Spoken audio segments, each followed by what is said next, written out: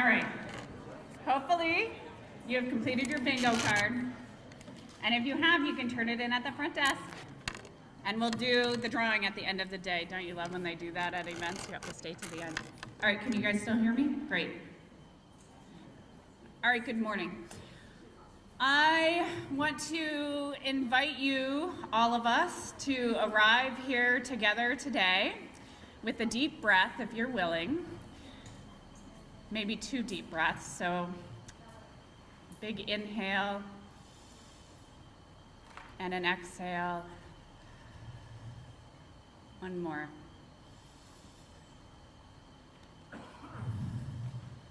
Very good. I'm Sarah Phillips. I'm the chair of the Housing and Homelessness Alliance Board. I also work at the Vermont Community Loan Fund, which is a nonprofit mission lender investing in Vermont's people and communities for nearly 40 years. I want to welcome you to our 2nd annual meeting as an alliance. Go us. Yeah. We have a really full day planned today, and so I want to invite you to be fully present if you can. I know that you've got a lot going on in your life. You can put that phone on silence. You could even turn it off. It'll be okay. To be fully present and be here together with people. I'm going to start with a few introductions, which hopefully everyone knows. But if I can have Frank, Molly, and Grace stand. This is our amazing staff at the Housing and Homelessness Alliance of Vermont. Wearing matching hoodies today, by the way, which is pretty awesome. And also we have board members here today. So if you are on the board of the Housing and Homelessness Alliance, will you please stand also and point yourself out? Thank you. It's actually an incredible board, I just want to say, and what a pleasure to spend an hour and a half on Zoom with you once a month. And other time, because I make them go to committee meetings also. But we had a great group of, and also if you don't have a board member on your bingo card yet, now you know who is, so I just told you that. We had a small group of board members come together with Frank and Grace to kind of think about today and what we wanted people to leave with today and what we wanted to bring to this space together. And one word stood out, which was joy. You might think that's kind of an odd word for an annual meeting, given the times that we're in. There's an awful lot. Ooh, so now I'm loud. I'm gonna try and be louder. Is that better? Okay. There's a lot to be really sad and angry about right now. I don't know if you're aware about the world, the country, even Vermont sometimes. We can feel kind of down and out.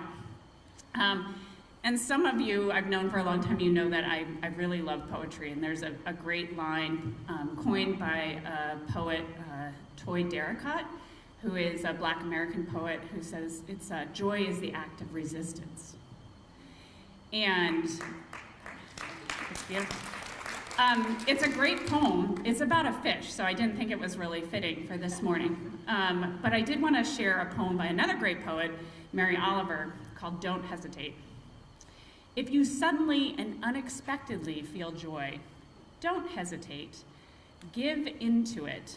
There are plenty of lives and whole towns destroyed or often about to be. We are not wise and not very often kind, and much can never be redeemed. Still, life has some possibility left.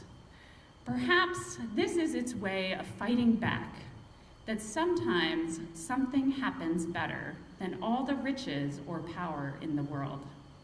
It could be anything, but very likely you notice it in the instance when love begins. Anyway, that's often the case.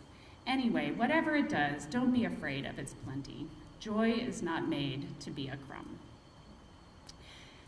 So today we have a lot to celebrate and a lot to feel joyful about, and that joy hopefully will carry us forward and make us stronger in our work together. And since it's our annual meeting at the Housing and Homelessness Alliance of Vermont, I want to highlight some of our work during the past year, some things that even folks might not be familiar with. We are actually like a really young organization. We're a toddler. We're just learning to walk. I don't know if you're familiar with this. We have some amazing parents, the Vermont Affordable Housing Coalition and the Vermont Coalition to End Homelessness, but we're actually very young. So we've had to be playing with some building blocks this year to do some really basic stuff, because this is a long journey, people. This is not a short fight that we are in. So we did some important things this year. And led by our amazing executive director, we completed a crap ton of surveys and interviews with members and other stakeholders to finalize our strategic plan, which will lead us forward as an organization. We did a lot of work to improve our communications and kind of put ourselves out there, including a brand new logo, which you're seeing everywhere here today, and a new website, which I've promised will be up very soon. And we created some financial and personnel policies. We built a budget. We grew our relationships, get to be known in the legislature, and done some really important work supporting the continuums of care. None of this would have been possible without our incredible board and staff, and of course our members, of which many of you are members, who give time and money, very important, to the Housing and Homelessness Alliance of Vermont to support our advocacy and capacity building work. So thank you, and thank you for being here today. And I want to give a special shout out to Frank, who joined us just a year and a half ago. Again, we're a really young organization.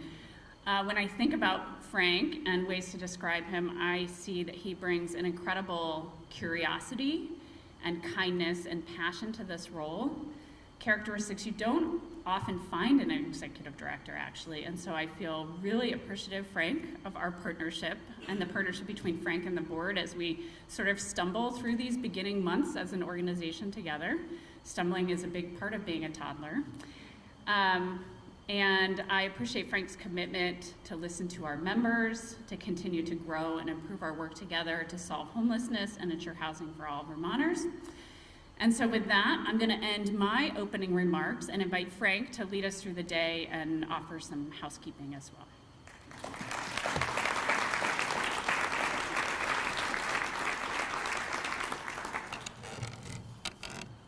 Good morning, everyone. Thanks so much for coming. Thanks, Sarah, for the kind words. It's been really wonderful working with you and the board, and obviously our great team with Molly and Grace. Sorry, let's see if I can get this today. Can you all hear me okay? Sweet. So I'm going to walk us through the day and then talk about some additional work we've done over the past year at HHAV, and then we'll kick it over to our first speaker. Fortunate to have Gus Seelig here as our first speaker.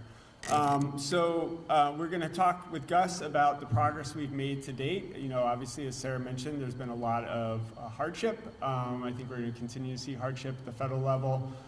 That's obviously going to ripple into state affairs, state politics, and budget cuts, and so we're going to be in a much different fiscal environment going forward. But I think there's been tremendous progress, as Sarah mentioned, and so we'll really learn and hear about that from Gus in a few. We're also going to hear from State Treasurer Mike Pichek about the amazing housing investments that are happening and have happened, will continue to happen, and the path forward that those are creating. We're going to be doing some board member business and electing our new slate of board members. And then we're going to be having a wonderful presentation for our inaugural award in Erhard's honor. And Erhard will be, I don't see Erhard, where are you?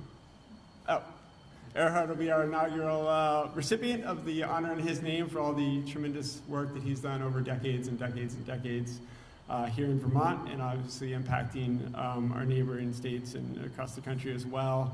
And then we're going to hear from Alex Farrell at DHCD about work that the administration is doing and the administration's plan for addressing the housing crisis. And then I think one of the more important parts of the day, we're really going to dig in on HHAV's policy positions. So I think one of the things that became clear last year, particularly around some of the concerns around, for example, H91, is that we really, as an organization with membership, really need to be clear and articulate what our positions are on various issues so that our members understand what those positions are, can be part of the process for developing those positions. And then we're transparent going forward. And so we've had a subcommittee of the board that's been working over the past 6 or 8 weeks on this, really developing a whole list of all the various issues that could come up in our work, and developing policy positions around those. And so we're going to be sharing those, going over those, and look forward to getting feedback from members about those. And then finally, we're going to conclude the day. One of the additional things that we've really heard consistently is we really need to have a greater presence in Montpelier. And so we're really excited that we've expanded our contract with David Mickenberg and his associate Christina McLaughlin, and so we'll be having a much greater consistent presence in Montpelier going forward. And so David's going to be talking a little bit towards the end of the day, and Christina about what they're foreseeing over the the coming session. So excited for that conversation. But I wanted to build a little bit about what Sarah talked about, just about the progress we've made since we all gathered last year, and I think it was it Barry. And just the amazing work that's been done at HHAV. And so just for those not familiar, we work with some of y'all in the balance of state side, some of y'all on the advocacy side. So just to kind of give a quick primer on who we are, HHAV, we wear two hats. We're the collaborative applicant for the balance of state COC, which really means that we staff the COC, which is the continuum of care for all the parts of Vermont minus Chittenden County, and then we coordinate super closely with Chittenden County Homeless Alliance on their work as well. So that's one of our roles, and then the other hat we wear is we are an advocacy organization. So we work at the local, state, and also engage at the federal level around all the various issues that impact housing and homelessness and trying to resolve those crises that we have in Vermont right now. And so the work we've done over the past year, in addition to, as Sarah mentioned, completing our strategic plan and the branding website the branding that we've shown y'all, but also the website will be hopefully showing y'all in the near term, is just some other basic infrastructure steps. When we met last year at this time, we were technically still staff of CHT. So huge thanks to CHT for filling that really important role. But now we are fully independent. And while it seems like a small thing, that was a lot of work that had to go in to make sure that we had all of the compliance and HR and all the various pieces, benefits, et cetera, to make that happen. So we are now a fully independent 501c3 organization with our tremendous board. We went from our transition board to our permanent board, so we're really excited about the kind of infrastructure that we're building. And I think the infrastructure is really starting to bear fruit in terms of substantive outcomes. And so Sarah mentioned we've been doing a lot of media work. So we've gone from, 2 years ago we had, maybe every 2 weeks we were getting a media hit, to last year we had over the last year we had a media hit on average once a week.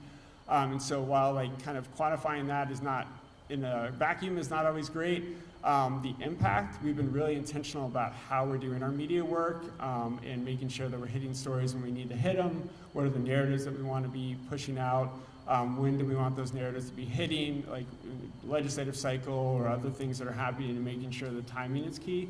And I think that's really starting to bear fruit. So for example, when you look at where we were going into the session prior to last, on general assistance, for example, we were entering a world where they were talking about creating 5 congregate shelters across the state and really drastically gutting the general assistance emergency housing program, which has been a fundamental backstop to our, we have amazing dedicated shelter providers across the state, but we have nowhere near the capacity we need to address the crisis right now. And so GA has really been that backstop that we need. And so going into 2 sessions ago, we were looking at massive cuts to that program. The governor's budget, was trying to really push cuts to that program. Going into this session, because I think of really intentional earned media work, the governor's budget not only didn't try to cut those programs, but kept them at level funding for where we were at the time. So I think from my perspective, that's a huge value add and benefit of the earned media work that's been happening. In addition, I think we've seen some other really big legislative wins. So, we're not doing this on our own. We're doing this in partnership with a number of great partners. So for example, on the GA work, working with End Homelessness Vermont, Brenda Siegel and others, I think we're really driving force behind that. On the housing side, we saw a couple of big wins last year as well. We were in a very difficult fiscal environment, and yet we ended up with $2.8 million for the final phase of the Development of Disabilities Housing Initiative that's taking place in Burlington, working with CHT and others to make sure that those funds were available. Also, in addition to the full statutory share of the property transfer tax for VHCB last year, the legislature appropriated $5 million additional dollars for VHCB. So again, working in coalition with a number of our partners, really doing the work that we need to do to make that happen. So that's kind of the advocacy side of our work. And then on the balance of state side, I think that's also where we've seen really big, major benefits to the kind of infrastructure building that we've been prioritizing, really under the leadership of Molly Shimko and the balance of state.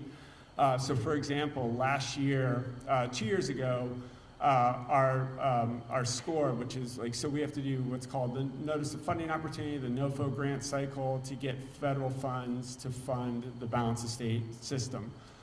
It's a very large grant project, our grant proposal that takes a lot of work.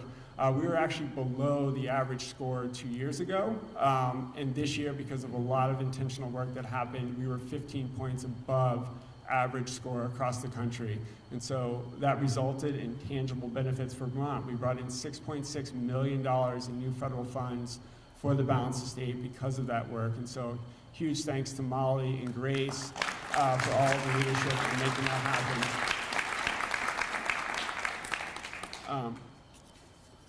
And so I'm excited. Obviously, this is just the beginning. As Sarah said, our strategic plan really envisions a multi-year strategy. You know, I think we have to kind of, and our strategy, as we talked about at the last HHEV membership meeting when we talked about our new strategic plan, is really focused on not only building that infrastructure, but have for the long term, but being able to kind of engage in the short term. And so I'm excited to continue working with y'all on this work. We have a lot of work to do, but together we can really shift Vermont and work towards our goal of ending homelessness in Vermont. So thank you all very much. Appreciate it.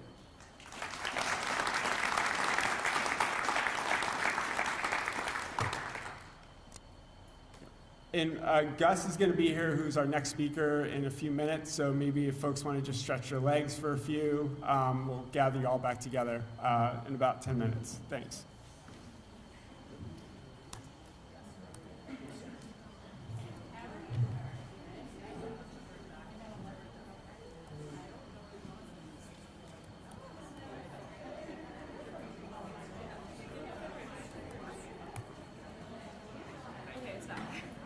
Sorry. Yeah. Sorry, just like it cut out for a second.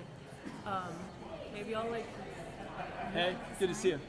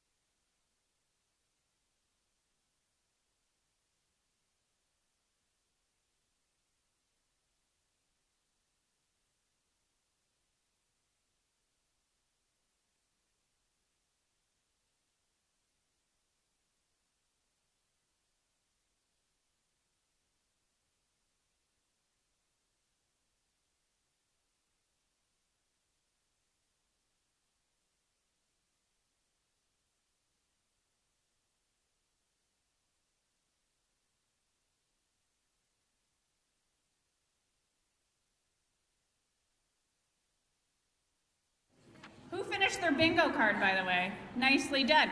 Who lives in the Northeast Kingdom? All right. Casey, Kara, Star, we got a few others. Who is or has been a case manager? Holy moly, people. All right. Who has worked on housing in another state? I know Earhart's here, so I knew at least one person was going to answer that one. Who's a funder? Oh, that's me. Anybody? All right. Who attends their local housing coalition meetings? And if you don't, you should. Very important work happens there. All right. Who has an animal at home other than a cat or a dog? Oh, come on, people. Seriously, Grand Champion Nubian at the Caledonia County Fair, I just want everybody to know, has never testified at the State House, and if you haven't, we can get you there. Just talk to Frank. Very good. Only a handful of people, Frank. All right. Who's an executive director? Shout out to the best ED in the room, which is Will Belanger from the Vermont Community Loan Fund. Who believes everyone has a fundamental right to housing? That's our part of our mission statement now, if you didn't know. Who's worked on housing or homelessness for more than 10 years? Stand up and be recognized, people. Very good. This is hard work. Who's attended a Vermont Affordable Housing Coalition meeting in the past? Oh, all right, very good. Who's a parent to one or more kid under 6 years old? We're so glad you made it here this morning. Very good. Good work. Who's worked on housing or homelessness for less than 3 years? Yeah, all right. Who lives or works in Bennington County? That's like more than 2 hours to get here. Thank you, Roxanne and the Bennington team. Who has a garden or a farm? Very good. All right, and who's an HHAB board member? You already know them. Thank you, board members. All right, I think that we've bought ourselves enough time to welcome the incredible Gus Seelig to come celebrate with us this morning. Thanks, Gus, for being here.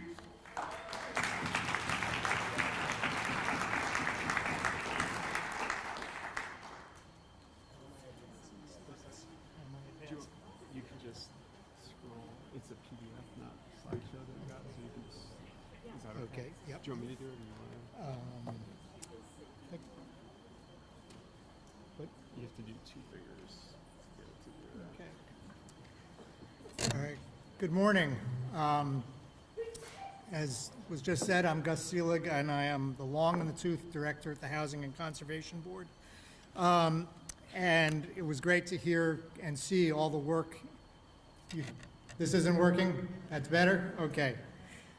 Good morning. I want to start by saying thank you. Thank you for the day-to-day work you do, whether you are building housing, managing housing, working at a CAP agency, delivering services, working to help people who are without homes get homes and be safe. It's all really important. I want to thank you for your advocacy, and I'm going to talk in a minute about the effectiveness of that advocacy that you'll see all over the state, and we'll show you 474 homes and apartments and another 100+ shelter beds that are coming, either just come online or about to come online over the next number of months.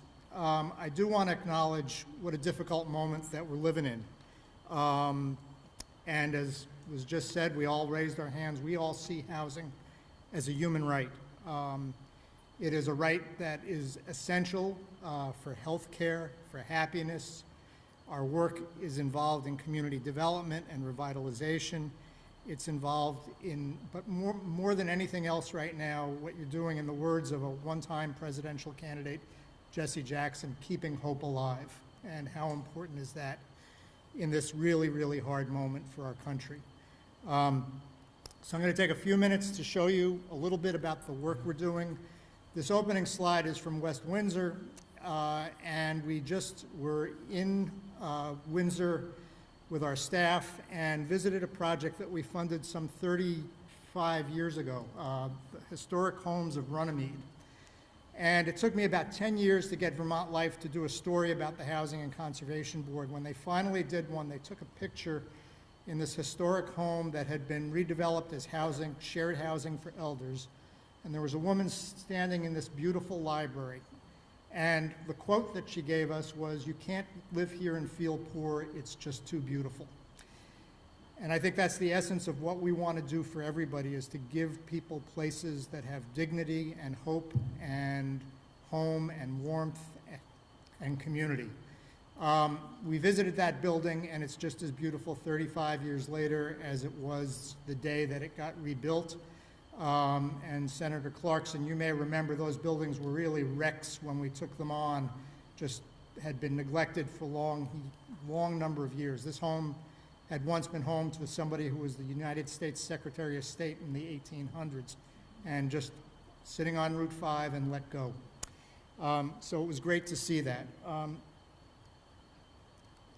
Okay, I'm trying to advance this. Frank, why don't you help me? Yep.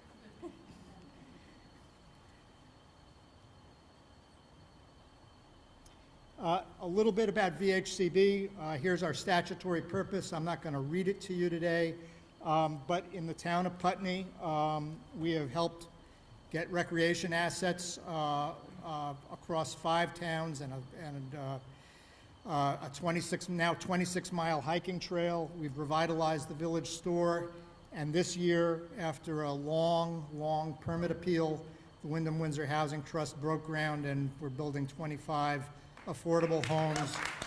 And right next to it, in terms of this dual mission, because of Windsor's generosity to the community, we're maintaining a 1-acre community garden that the residents in the community will utilize long into the future. And I'll talk a little bit, not a lot, about the conservation parts of our mission as we go through this, because they really contribute to housing. But I want to focus you, and this chart is a little bit out of date, but you'll get the point pretty quickly, on housing burden. You're going to hear more and more that any housing we do right now is just as good as any other housing. And I think we need to challenge that, because the people who have the least are the most cost burdened, they're the most at risk. And I think as you talk with policymakers, we need to make this point. This data is from 2022. We'll try to get it updated. It's from the Joint Center for Housing at Harvard, but it is only worse because housing costs have gone up so much for the people who have the least. This is a little bit about what's been done at VHCB over the last 5 years since the pandemic began. Policymakers have heard your voice. They've given us a ton of resources. There's another 1,000 or so units that have been done through the VHIP program. VHFA has contributed through its Missing Middle program as well. But 5,300 households is really important, and I want to make a couple points. There's been a word going around that that we're spending $500,000 per unit. If you divide the numbers here, $418 million by 5,300 households, whether it's an apartment, a home, a bed and a shelter, that adds up to less than $80,000 per unit. Okay, so just understand, as you hear from people, it's too expensive. This is not much more than the VHIP program spends, and that's a good program, but we just need to reset the discussion for policymakers. Equally important, and especially for those of you who work with people who have been without homes, the nonprofit network has utilized this resource of permanently affordable housing to make it available to people without homes. That's going to get harder with the cuts to Section 8, but more than 1 in 3 of those apartments has been going to people who had been homeless, and over the course of the pandemic, we will soon cross 1,600 households that were accepted when other people were turning them away into that portfolio as vacancies occurred. So that's an enormous achievement from our housing network.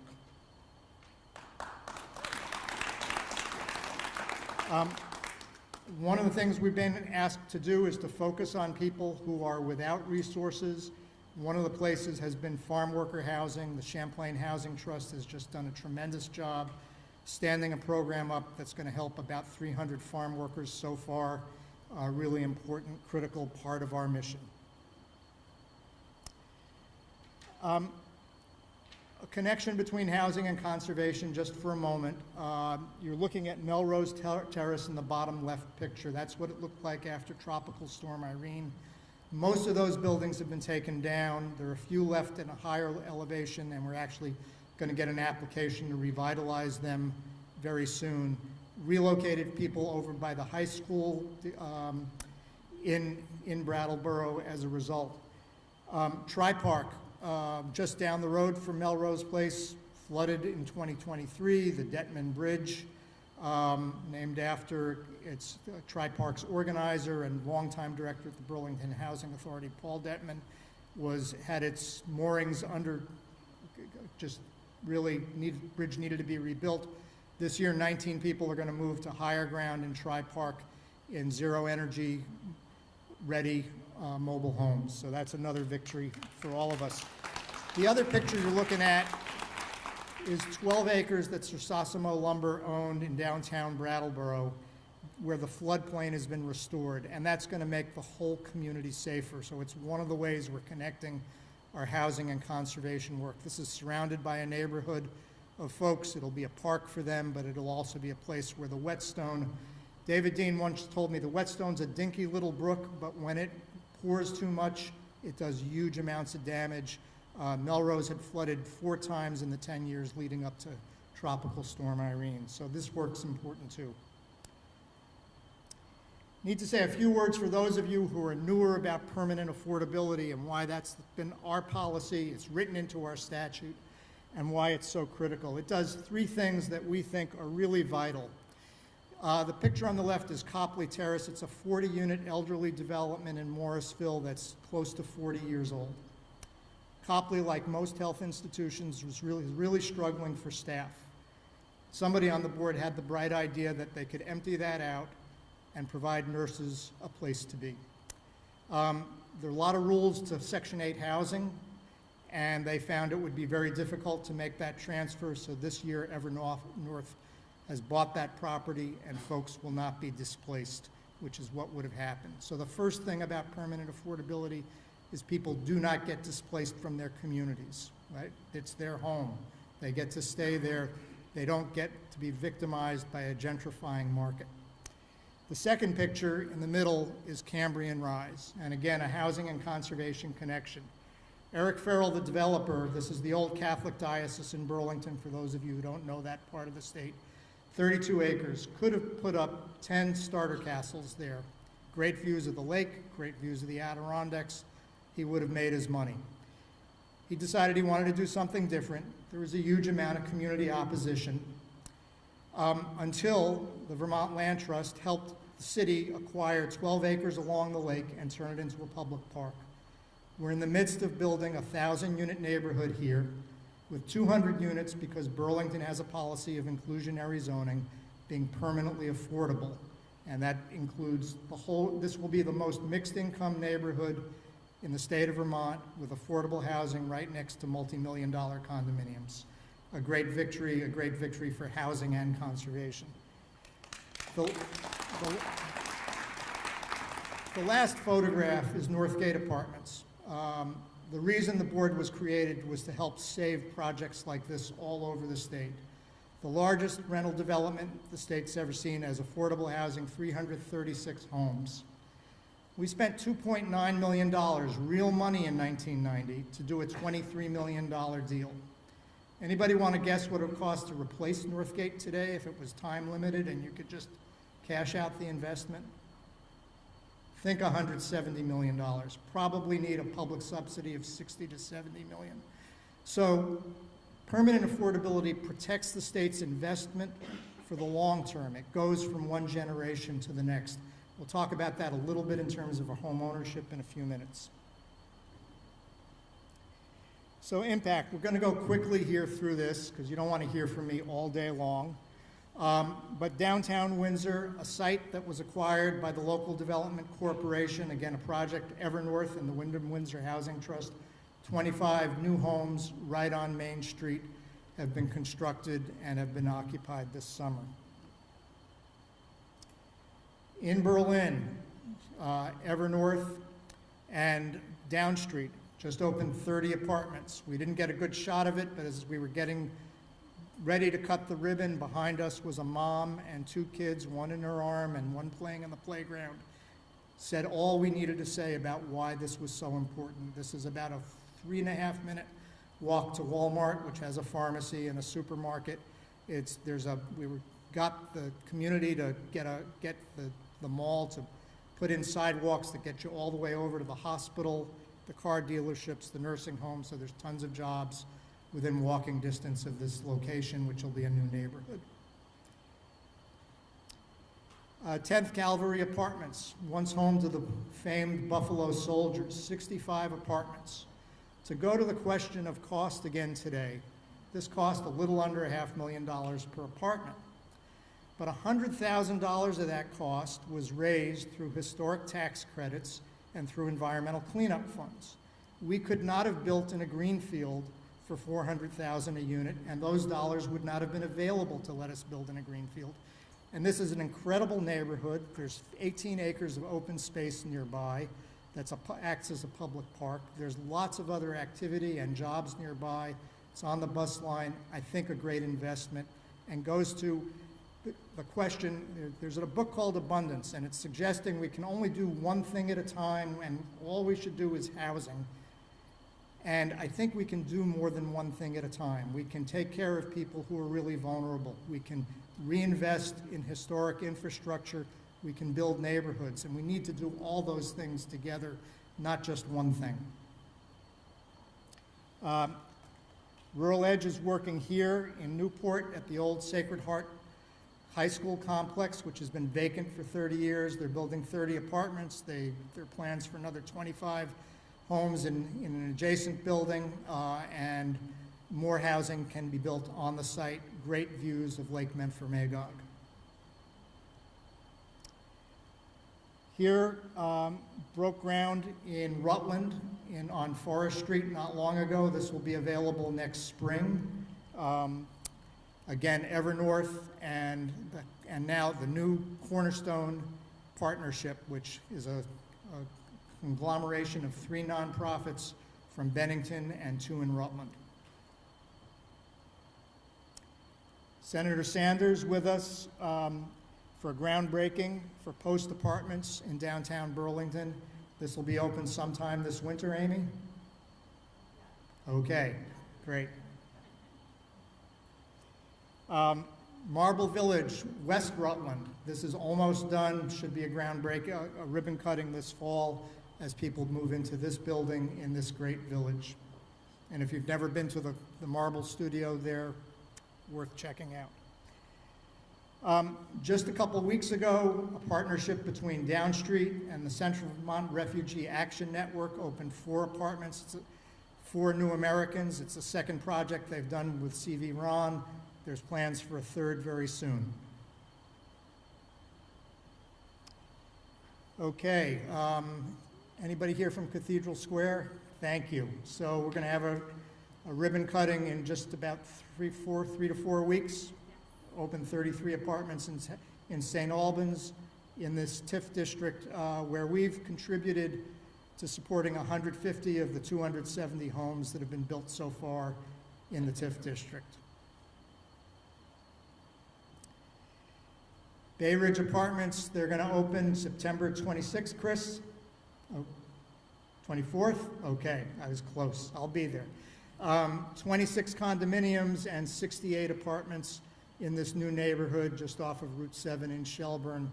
A terrific, terrific project. Heinsberg, one more connection between housing and conservation. There was an existing Section 8. Cathedral Square said we have enough land to build 24 more apartments. They did that. The day I got to the opening, I was talking with Kathy Beyer, who lives in Heinsberg, is the Vice President of Development at Evernorth. I said, aren't there trails just on the other side of this property? She said, yeah, there are trails all through town that we've worked on with the community. She said, but the people who live here are way too old for those trails, Gus. And I said, Kathy, you and I are both old enough to live here now.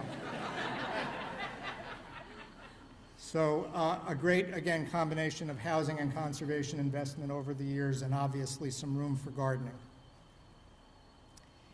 Permanently affordable home ownership has been a big piece of our work. This is a family that got assistance from Down Street in Barry. And let's move to the next slide. Over the course of the years, we've invested in a little bit more than 1,400 of these homes They've now been home to just about 2,100 households because of permanent affordability. And let's go one more. I was in the offices of the Champlain Housing Trust probably 2 months ago, and they had this flyer because these are resales. And because people share the appreciation, they pay it forward, to pick on Dalton Drive, which is in that same neighborhood in Essex, where you saw 10th Cavalry Apartments. We invested $15,000 in that condominium back about 1992 or 1993. The value of the subsidy has grown by 10 times. The value of the home has almost quadrupled, but the price to get in for the new buyer has only doubled. So we've enhanced affordability from what it was 35 years ago. I think that's a great investment, whether you are a liberal Democrat or a fiscal conservative. This is a great way for us to maintain affordability over time. Okay. Service-supported housing.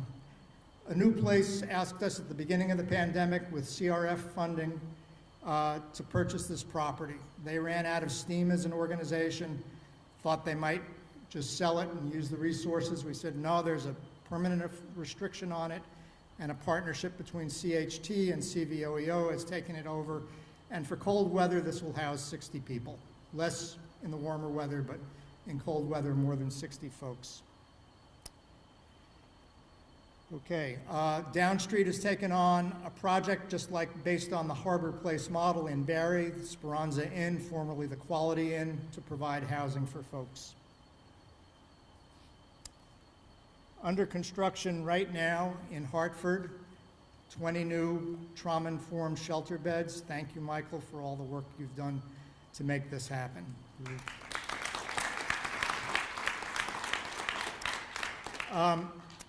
Just got some funds from AHS. They've asked us to be the administrator, and we're working with them and Spectrum and CHT on this new shelter for youth in St. Albans, which I think is now open. Let's keep going. And then finally, in Brattleboro, Groundworks is due to break ground this month, I think. We started last week. Last week, great. So next year, again, a trauma-informed shelter, so thank you for that great work. Sometime this fall, this building in Waterbury is going to open. It will include housing for people who have been without homes. It's also going to include a partnership with Upper Valley Services for 3 people with intellectual and developmental disabilities. And let's move one more.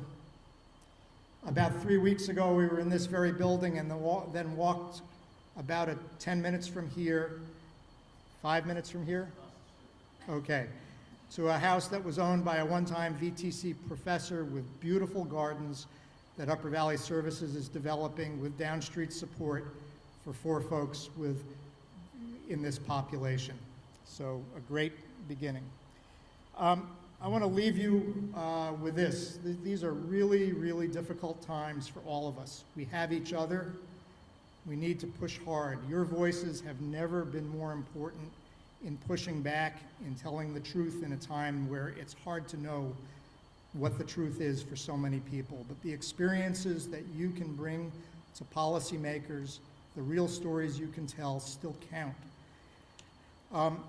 Some time ago, I came across a speech that was written by the historian Doris Kearns Goodwin's husband that became known as the Ripples of Hope speech. It was delivered in South Africa in 1966 when Nelson Mandela still was going to be in jail for more than 2 decades. We need to take a long view. We need to be really tough. We really need to push forward. Each of you, with what you do every day, creates a ripple of hope. And thank you for doing that. I just also want to note, and I think he's up next, Mike Pichek is here. We spent probably about $75 million on the projects that I just showed you. Mike has been the most creative, forward-thinking treasurer I've known in 40 years in doing public policy. His office invested about $5 million of loan dollars into these projects as well. So thank you very much, Mike, for your work as part of this conspiracy of goodwill that all of us are taking part in. Thank you so much for what you're doing every day.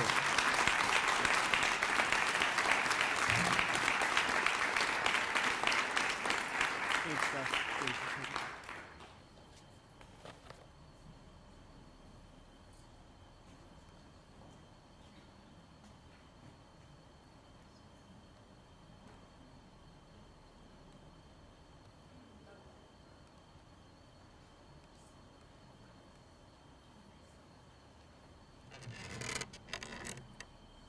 Thank you so much, Gus. Really appreciate you carving out time on your super busy schedule to be here and talk about all the progress we've made.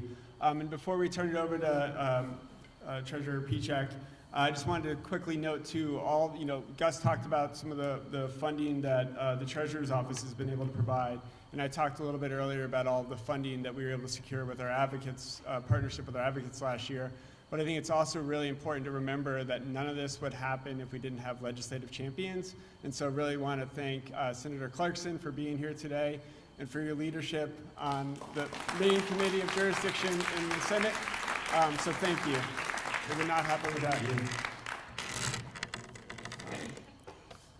So Mike Pichek is Vermont's 31st treasurer. As treasurer, Mike is focused on making smart investments that lower costs, strengthen Vermont's economy, and give every Vermonter a fair shot at success. Mike's successful campaigns have championed the passage of Vermont Saves, a simple no-cost solution to help 800,000 plus Vermonters save for the future and achieve greater financial security in retirement. And I think really relevant for the folks here as well, he has also expanded the 10% Vermont program, which has invested over $100 million in new housing development, supporting over 1,100 additional homes statewide. Thank you so much, Treasurer Pichek, for making the time to come.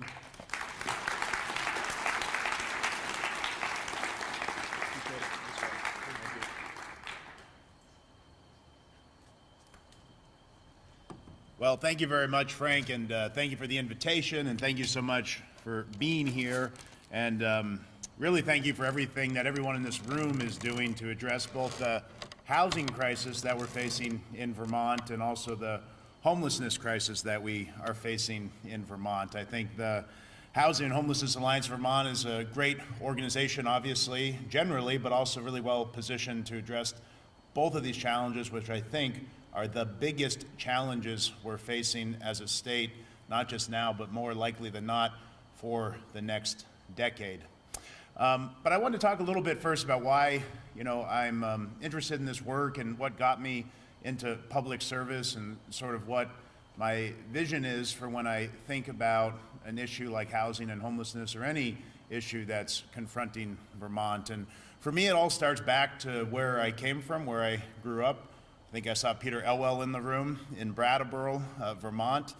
The example that was set by my family, by my parents, and particularly by my mother, Carolyn, who was a long public servant in her own way, really a community servant for the Brattleboro community. My mom was so involved in the community in a variety of ways, whether it was the United Way or whether it was the Humane Society or Habitat for Humanity. She was serving on boards or volunteering, often taking me along with her. But it was about 42 years ago when she helped fund St. Bridget's Kitchen, which is a food kitchen in Brattleboro, a soup kitchen that helps serve vulnerable people in our community. She founded the kitchen in 1982 and ran it for 40 years. That first day that they opened up on St. Patrick's Day in 1982, they served 12 people. But they knew that there was both an unmet need in the Brattleboro community, and unfortunately they saw a growing need over the decades as well. And now St. Bridget's Kitchen serves over 45,000 meals a year in the greater Brattleboro community. But when I was young, my mom would take me with her to serve food to people that were shut in or shut off from society, older people, people with disabilities, people that were down on their luck. And without fail, every single time my mom interacted with somebody, whether it was at their home or in the kitchen, she was kind and patient and caring and loving. And it instilled in me this idea, this value that everybody matters, that everybody has value, and that everybody deserves dignity. And I think that is the very high standard that us as community members, us as policymakers, us as politicians, need to live up to. That's the very high standard that we should set for ourselves to build communities, to build an economy, to build a Vermont where everybody matters. Now, when I think about Vermont right now and where our policy decisions are and where our policy outcomes are, unfortunately, we are not living up to that high ideal. If you just think back about this past decade and think about the issues of homelessness and housing costs and healthcare costs and property taxes, they're all significantly more challenging today than they were a decade ago. They're all significantly more expensive or larger than they were a decade ago. The issue of homelessness, 1,500 people were homeless in the point-in-time survey in 2015. 2015, 1,500 people. It was actually a decrease from the previous year. Today in 2025, we almost have that same number of children alone who are homeless. But we have 4,500 people in Vermont that are experiencing homelessness, a 200% increase over the past decade. One of the contributing factors is the high cost of housing. You think about housing costs in 2015, the average home in Vermont, $194,000. Today, over $400,000. Wages have not kept up. Housing costs have increased 113% in Vermont, and wages have only gone up 40% over that decade. It's making it harder every single year for somebody to achieve the American dream and buy a home and afford to live in it. It's making it harder not just to achieve the American dream, but to find an apartment that somebody cannot spend more than 30% of their income on to live here in Vermont. And we know that many, many, many people in Vermont are spending way more than 30% of their income on rental housing here in our state. And when that happens, you just don't have the ability to save for your future, for retirement. You're on a path to have a less dignified retirement. You don't have the ability to save for education, whether for yourselves or for your children. You don't have the ability to have an emergency savings account. So when a small crisis turns into a major life crisis, you cannot prevent that from having an emergency savings account. So the cost of housing clearly and extremely up over the last decade. Healthcare costs, certainly also contributed by our shortage of housing, are up dramatically in Vermont over the last decade. In 2019, Vermont was an expensive place to get healthcare. We were 25% higher than the national average, but today we're 140% higher than the national average. Premiums in Vermont are 4 times what they are in New Hampshire. And it's a state, New Hampshire, that is older than Vermont. So it's not simply a factor of our demographics and our age. It's something more profound and deeper going on in our society, our economy, and here in Vermont. Similarly, all of these things contribute to the higher cost of owning property. Property taxes have needed to go up over $1 billion over the last decade to keep up with the costs of healthcare, the costs of education. Property taxes have gone up year over year as a result. And you think, what is the common denominator of these things? Homelessness increasing, housing prices going up at rates that wages won't support them, healthcare costs going up to such a great degree that it's making healthcare less accessible, not just less affordable, but less accessible. What is it that's making property taxes go up by double-digit numbers, by over $1 billion that we need to raise over the last decade? In my opinion, it's the serious and critical shortage of housing that we have in all of our communities, but generally across Vermont. When we don't have enough housing, we just quite simply don't have enough places for workers to live. A home is a place where a job goes to sleep, right? We don't have enough room in our economy to make space for other people. We don't have the ability for a business to expand, to grow, to bring in more revenue, to support the state of Vermont so that we can make the important critical investments that we need to make for our future in our state. So when I talk to a CEO or an executive director of a nonprofit, they will continually go back to the dramatic shortage of housing as something that's holding back their business or holding back their organization. they'll say they would like to expand, they'd like to make a second location, they'd like to do more with their organization or with their business, but they simply can't because they can't find the workers, because those workers can't find the housing. And it's clear to me that it's our number one economic issue in the state. It's holding back, the shortage of housing in Vermont is holding back the full potential of the Vermont economy. And it's a problem that's been getting worse year over year over year. But I think it's also important not to frame it simply as our top economic issue, because it's also our top social issue as well. I've touched on the serious increase in homelessness. Vermont's the fourth highest rate of homelessness in the country. The shortage of housing is having a direct relation to that increase in homelessness. There was a professor that wrote a book called Homelessness is a Housing Problem. We had a webinar in our office a couple of summers ago where he came and talked virtually about this problem. But he looked at a whole host of cities across the country and looked at a whole host of factors to try to determine what is it that drives homelessness. And it wasn't the weather, it wasn't benefit structure, it wasn't even the wealth of a particular community. It was simply the availability of housing and the cost of housing. When a community had less housing and it was more expensive, they had more homelessness. When a community had higher vacancy rates and lower cost housing, they had less homelessness relative to other places across the country. And what were the statistics that we have here in Vermont? Not enough housing, and housing that's too expensive, driving our homelessness rate. And when you don't have enough housing, you cannot have enough housing for policies like Housing First, for treating people that are struggling with mental health issues or people that are struggling with addiction. There's no place to help them get stable and better. So it's contributing to these challenges that we're seeing on our streets and in our communities because we don't have enough housing. And that healthcare cost increase that I mentioned, that's directly tied to the shortage of housing as well, both on the cost and on the accessibility issue. There was a CEO that said this line recently at a housing event we were at, and I think it encapsulates the problem really well.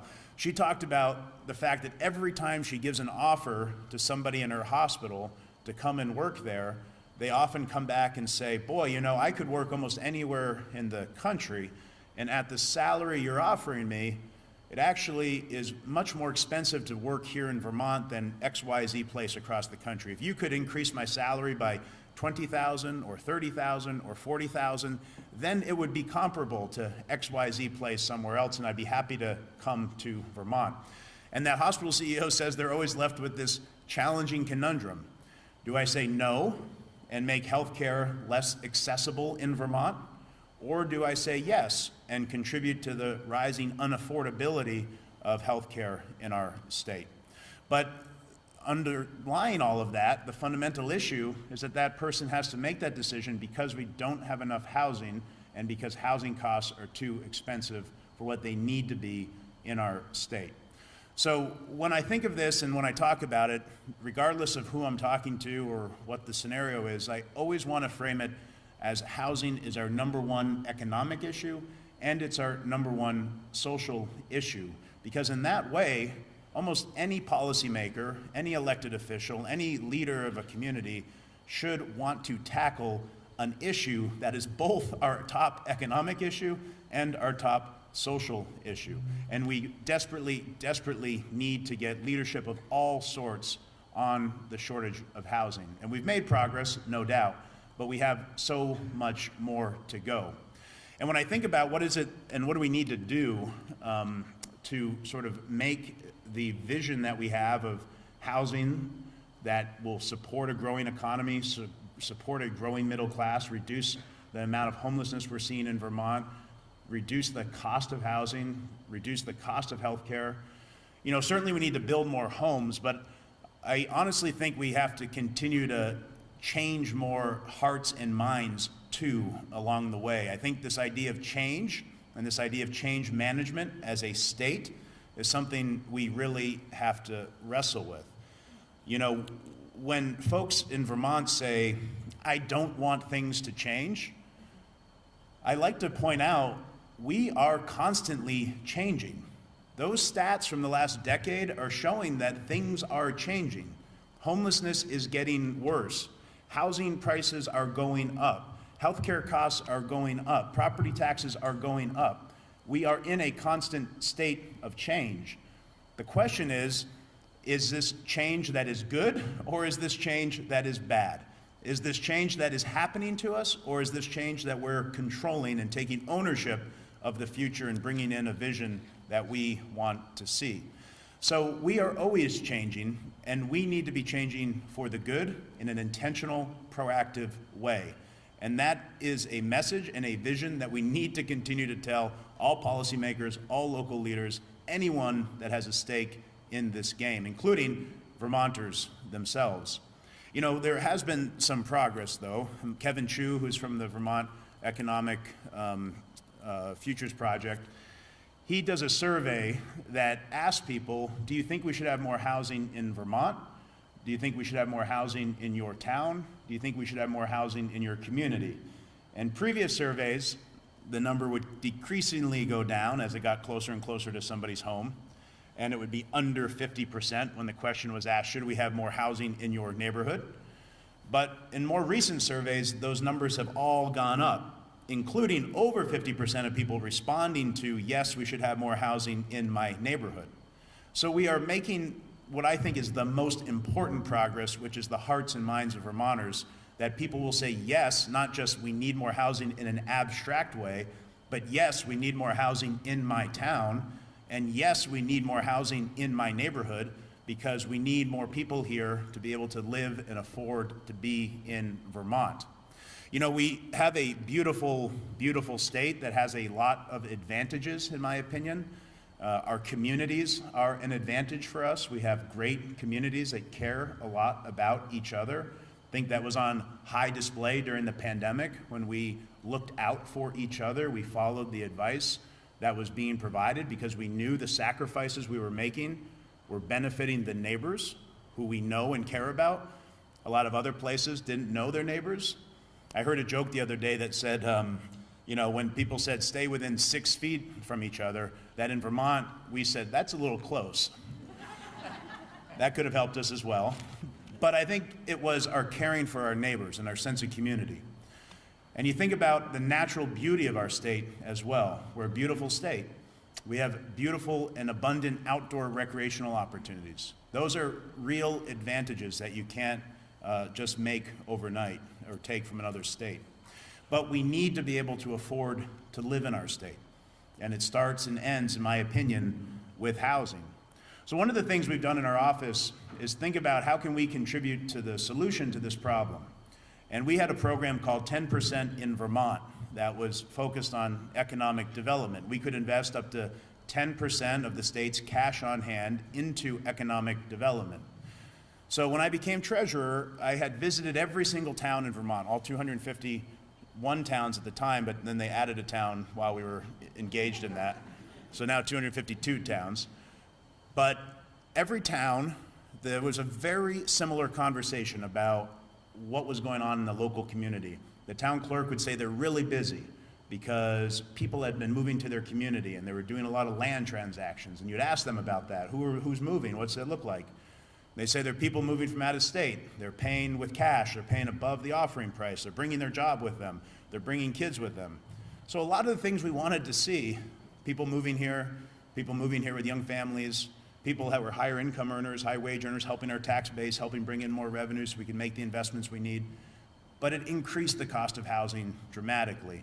And this was all happening at a time when the cost of materials and the cost of labor was going up dramatically, and also interest rates were dramatically higher than they were at any recent period in time as well, making a really hard and challenging environment to build more housing. So this 10% in Vermont program, we said, okay, I think we can expand this program substantially. We have a lot more cash on hand now than we did previously. I think we can make $100 million available for new housing. And I think housing should be the focus, because nothing could be more important to economic development than building more housing. And then the third thing we did is we said, we also think we should be offering the loans at a below market interest rate. So we could put the money in the bank and get more money into our treasurer's office, or we could lend out these loans at a below market interest rate to ensure that the benefit is being felt in the communities all across Vermont, and not just for this year or next year, but for generations to come as more housing is being added in communities where it wouldn't have been built otherwise. And that's the decision that we made. We said we want this money to be out in the communities, benefiting those communities, building more housing for the people that are living in those towns now, and for the next generation of folks moving to those towns as well. We've deployed about $84 million with another 20 or so million ready to be committed this fall. We've supported the creation, or at least leaving online, over 1,300 units of housing across 20 plus different communities in Vermont. There are countless examples of a community or of a project that said, you know, we would not have been able to go forward because our program was designed before the pandemic, before the cost increases that occurred. And at today's interest rates, we wouldn't have been able to finance those additional costs and make the project work anymore. So the fact that we could get low interest rates from your office meant the project could go forward. That was the case with a senior facility in Vergennes that is now adding over 60 units of senior living in downtown Vergennes, freeing up not just more units there in downtown, but as people are moving into that facility, freeing up homes throughout the Addison County community. It was the case for a project down in Putney that had been delayed because of land use issues for a lot longer than they wanted to be delayed, and costs kept adding up, and they couldn't finance their new project at the higher interest rates. So that gets us to another point, which is, you know, not only do we need to make these investments in housing, but we need to make sure Vermont is the easiest place in New England for us to build housing, that we can build it quickly, we can build it with less cost, so that we can build more of it, so that we can solve these challenges that are confronting us head on. We need to confront those challenges head on by making Vermont not just a place that prioritizes investing in housing, but making it the easiest place to build housing as well. Our dollar will go further if we can do that. We liked investing in all those projects I talked about. We liked making sure that they could go forward. We liked making sure the Putney project was online. But we also would have liked if they didn't need our money because they had been built earlier, because they didn't face land use issues, and that our money could go support additional units that were coming up along the way. So it's not just about the investment, but making the most out of our dollars that we spend when we're building more housing. So if we commit to creative ideas like 10% in Vermont, if we commit to bringing all of the resources that we need together to solve this problem, to build 30, 40,000 new units of housing over the next 5 to 10 years, then no doubt the mission of the Housing and Homelessness Alliance of ensuring homelessness is brief, rare, and non-occurring, we can solve for that.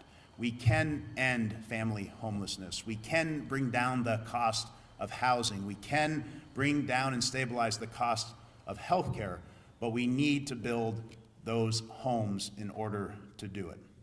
So I look forward to working with all of you. I look forward to our continued work together and our shared vision and our shared values of making a Vermont where everybody matters.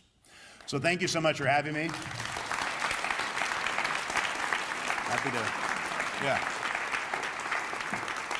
Happy to take some questions as well.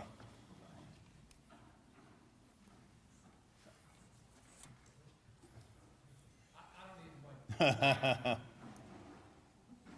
at the Vermont Natural Resources Council might have heartburn when they hear you say we need to make Vermont a place where you can build housing really fast.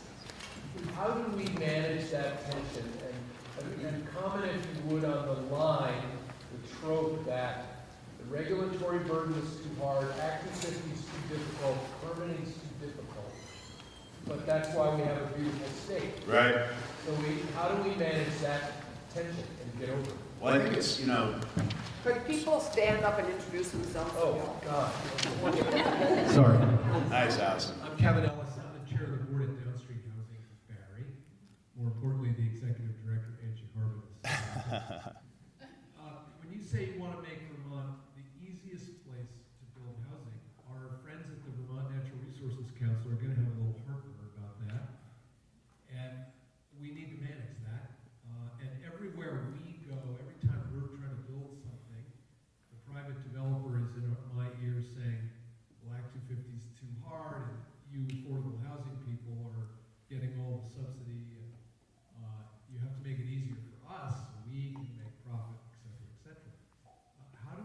Yeah. some attention and get over this trope that permitting, regulatory infrastructure, and Act 250 are getting in the way.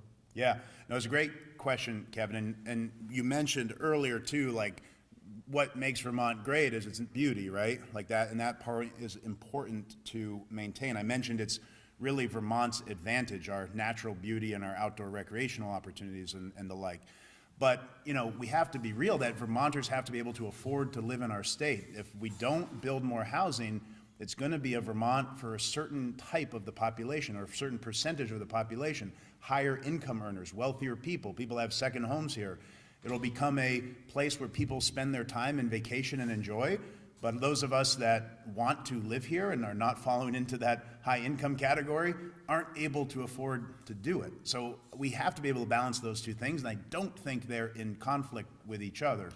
On the piece about, you know, our environmental regulations, like, we obviously want to continue to make Vermont, Vermont. We want to conserve the land that needs to be conserved. It was the 30 by 30 and the 55 by 50 is something I wholly support, because we don't want to build housing in those parts of the state. We want to build it in the areas of our state that already have infrastructure, both in the ground and infrastructure like services. We want to build it in our villages and our towns and our city centers. And in fact, I think by doing that, we're going to have less pressure to sprawl out into those areas that we don't want to see housing. I think in some ways this policy that's been around for a long time is getting the inverse results than the ones we want. We want more dense, we want more vertical in the places where people already are to conserve and preserve the land that we have around it. So the other thing we need to do and make sure we have a sufficient amount of people is working on the regulatory review of these matters. It's not just always getting rid of regulation, but making sure we can get a decision timely so that people can move forward or not move forward, but that they can find an answer in 30 days rather than 6 months and then an appeal and then an appeal and then an appeal. So I think it's speed is the critical thing there. And then just in terms of this idea of change, which I mentioned, right? Like we do have to get a little comfortable being uncomfortable, because when change happens, it brings change, and that can be discomforting. But we are changing now, and it's not for the better. We need to really take control of that and move in a different direction. I think we have time for maybe one more quick question. Thank you. I'm Steph Ainsworth, the Director of Services for Pathways Vermont. Oh, nice. So I'm also a huge fan of Housing First. Unfortunately, the federal government is no longer. So I'd love to hear from you. How can we reconcile those things within the state? We would love to keep moving forward with that, and I love your comment about we could have more, we could do with more services such as Housing First. How do we reconcile that within Vermont? Yeah, no doubt. It's a huge problem, right? I mean, the federal government and the lack of support that we've seen and the cuts that we've seen, you know, maybe there'll be a Congress and a president in the future that brings some of that back. Maybe they'll restore some of those funding cuts. But in my opinion, in some ways, I think the relationship between states and the federal government will forever be altered in many ways. And Vermont is a state that is highly dependent on the federal government. 37% of our budget comes from the federal government. $600 or $700 million. Separate from that money, $600-700 million goes directly to nonprofits in Vermont every single year. We're the fifth highest state that have received FEMA funding over the last 15 years. So we're highly dependent on the federal government. We convened a task force this year looking at the federal transition and helping analyze some of the changes that were happening out of Washington. And there are 11 different recommendations, but the overarching point that we made was that Vermont is going to have to find ways to become more self-resilient and sufficient going into the future, which means having a stronger economy that can support more of the investments that we need to make, which again goes back simply to building more housing to support that economy. So I think the time has never been more important because of the federal government pulling back, that the state of Vermont has to move forward with its vision and filling those gaps. But we can't do them with the revenues we have now. We need to grow and have more capacity to be able to serve Vermonters where the federal government's stepping away. Thank you so much, Treasurer Peach. Yeah, Really thank you, appreciate Frank. taking time. Thank you. Thank you. Thank you.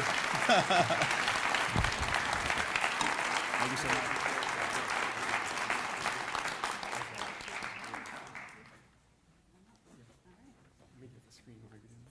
Great.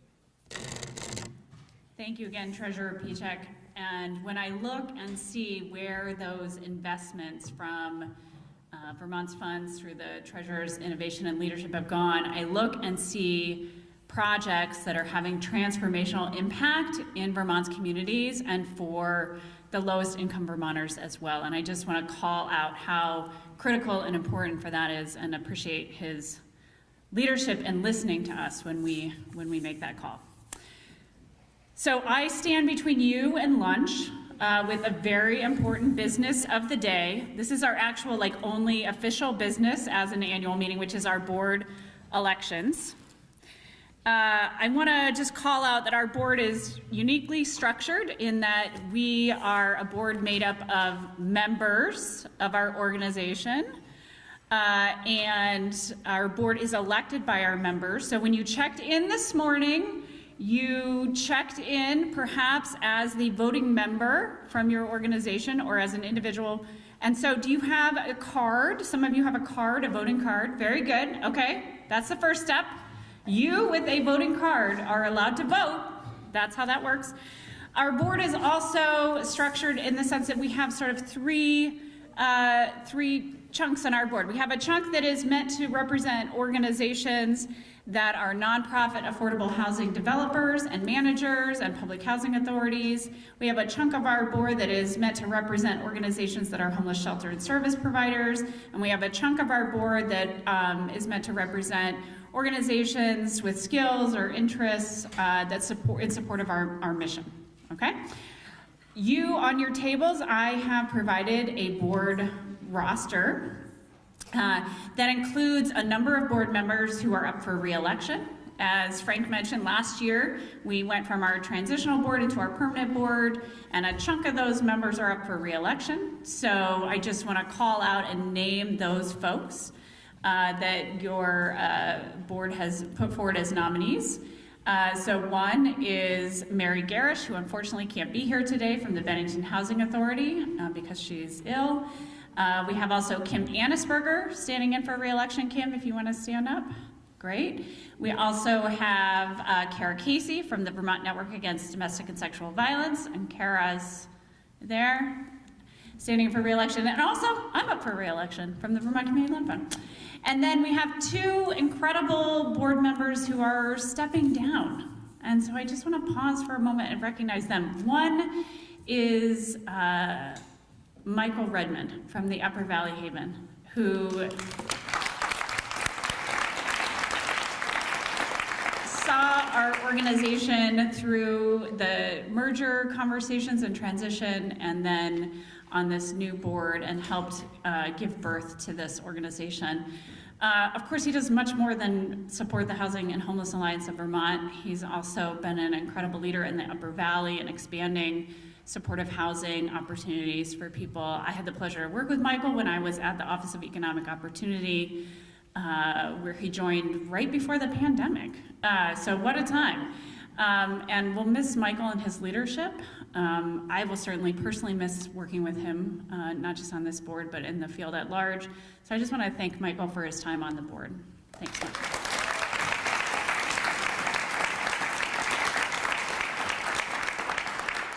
We also have stepping down Marion Major.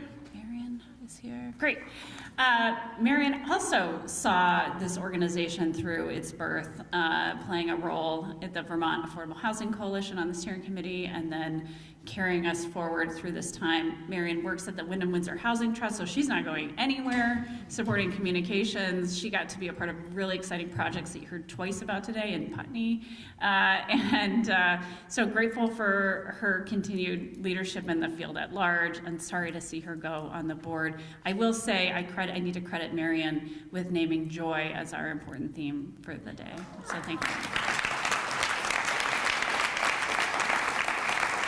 And so we have two new board nominees. I promise I'm going to be quick.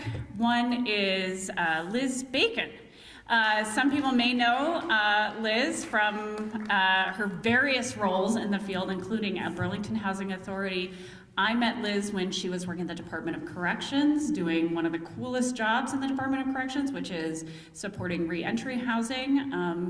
And she brings a wealth of knowledge. She's now at the Vermont State Housing Authority, and I'm excited to have her join our board, particularly at this moment in time when we know rental assistance is under threat, and it's going to be a really important part of our work moving forward. So Liz is standing in as a nominee, and then also David Crandall. And David, thanks David, is nominated to join the board. He's the Director of Development and Communications at Twin Pines Housing, which is our affordable housing developer in the Upper Valley. And Twin Pines straddles both sides of the river. What an incredible organization to deal with Vermont and New Hampshire politics and policy. But I think we're actually going to be stronger as a board for having that experience and knowledge as well. And I'm excited to perhaps bring David onto the board once you all hopefully vote to approve our slate. So with that, let's see, we are going to forego Robert's Rules of Orders because no one says that we have to use them. So I am just going to say we're going to move forward. Frank's looking at me. Frank, do you want me to do Robert Rules? Okay, all right, great. I'm just going to move forward with the nomination for our slate of board members.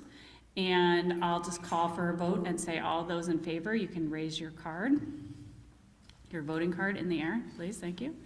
Okay, all those opposed? All those abstaining? Great, we have our new board for the next year, thank you.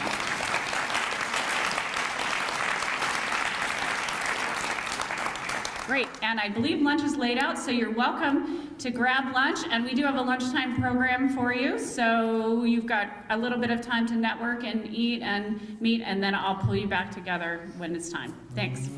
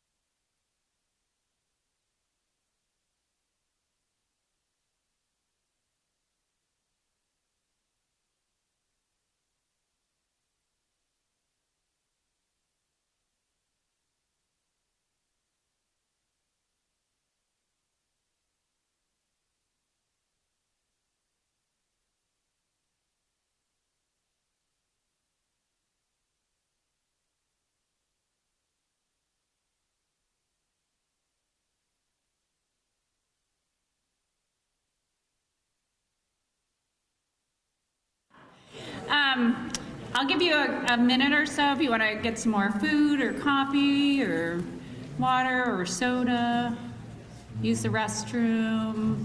I'm going to start slowly so you have time to do those things and settle in. We just have a short interruption in lunchtime here, and then I promise you'll have more time to do some visiting. This is our opportunity to honor our longtime colleague, Erhard Manka. Some people may know Erhard. Many people know of him. And there's probably a bunch of people in here who don't actually know Erhard. What? I know, it's true. Erhard was the longtime leader of the Vermont Affordable Housing Coalition. As you heard today, one of our parents of the Housing and Homelessness Alliance. He also, you may not know, was a longtime advocate for the marriage of the Vermont Affordable Housing Coalition with the Coalition to End Homelessness. So you could say that we are his child in some ways. But his work begins long before the coalition. Erhard started his journey in housing as a carpenter in Burlington in the late 70s, followed by work as a housing rehab specialist for the city of Winooski, where he soon found himself working with colleagues throughout Vermont to try to figure out how to do affordable housing, even as the federal government was slashing the HUD budget. That sounds vaguely familiar, actually. He played a central role in creating some of the outstanding mechanisms that we have in Vermont for creating, funding, and preserving affordable housing, like the Vermont Housing and Conservation Board, as well as the cooperative housing model, the Champlain Housing Trust. And he really helped instill this bedrock principle of permanent affordability through the fight to preserve Northgate Apartments, which we heard about this morning as well. With the Vermont Affordable Housing Coalition, he helped build a really strong, trusted network of Vermont housing providers and raise awareness amongst lawmakers and the public for the need for affordable housing and for alleviating homelessness. He also, though, was a longtime leader in the New England Housing Network, working with colleagues throughout 6 states in our region to improve federal housing policy. He represented Vermont in the National Low-Income Housing Coalition State Partner Network and served on its board of directors for several years. So he took this fight far beyond the walls or the borders of Vermont. In 2021, during the middle of the pandemic, Erhard changed horses in midstream, and he left his 24-year-long role as coordinator for the Vermont Affordable Housing Coalition to join the staff team for Senator Bernie Sanders, where he continued to push for housing protections and investments during the pandemic and beyond, and particularly after the devastating floods of 2023. He helped to steer tens of millions of dollars of housing investments to our state, and he worked on President Biden's ill-fated Build Back Better bill, which would have transformed housing policy nationally. I'm not giving up on the ideas that are in that bill. On a personal note, because some of that I did with Erhard's help, by the way, I needed some help to fill in some of those details and was impressed as always. On a personal note, when I reached out to Erhard about this idea, hey, we want to create this award that we're going to name after you, and would you come to our meeting? He sort of half-heartedly mentioned, we might not have always seen eye to eye on housing policy issues. He's right, but I have to say that's part of the nature of housing policy work, and I know for a fact that Erhard and I share a North Star. And I just want to share a little bit the impact that Erhard had on me personally, because gosh darn it, I've been at this work for nearly 20 years in Vermont, starting out 20 years ago in this work of economic and housing justice. I knew I was young then, and I knew I wanted things to be different, as we often do when we're starting out, and I wanted different people at the table, and I wanted different decisions made, and I wanted different housing policy, and I wanted different impact and different outcomes. And I looked for examples in Vermont across the field to see who is doing this work, where are the leaders, the examples that I want to see, who's doing this work, how can I not be alone? And I found the Vermont Affordable Housing Coalition, and I started reading blogs and newsletters, and eventually I went to meetings, and I learned a heck of a lot about affordable housing in Vermont. And I know that I'm not the only one who learned a lot. Vermont Affordable Housing Coalition really helped me cut my teeth in terms of housing policy. And today, because I'm not in my 20s anymore, I know, wild surprise, I'm looking for different examples when I look at the field. I'm looking for examples of longtime leaders in this work, people with whom I share a North Star, people who have shown stamina and determination and been steadfast over many, many years. Even when the journey is really, really tough, they keep going and they have impact. And when I look out for examples, again, I see Erhard.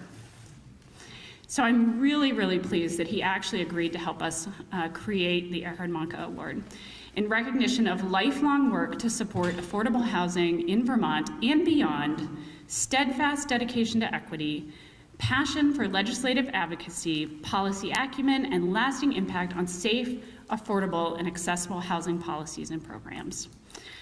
And we are going to continue presenting this award year after year, and you, our members, will help us identify the people that we need to lift up in our field.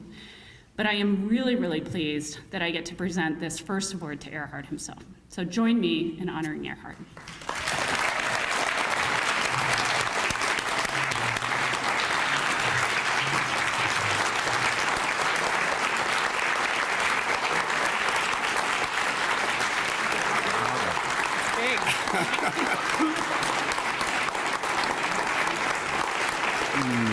Thank you so much, Sarah.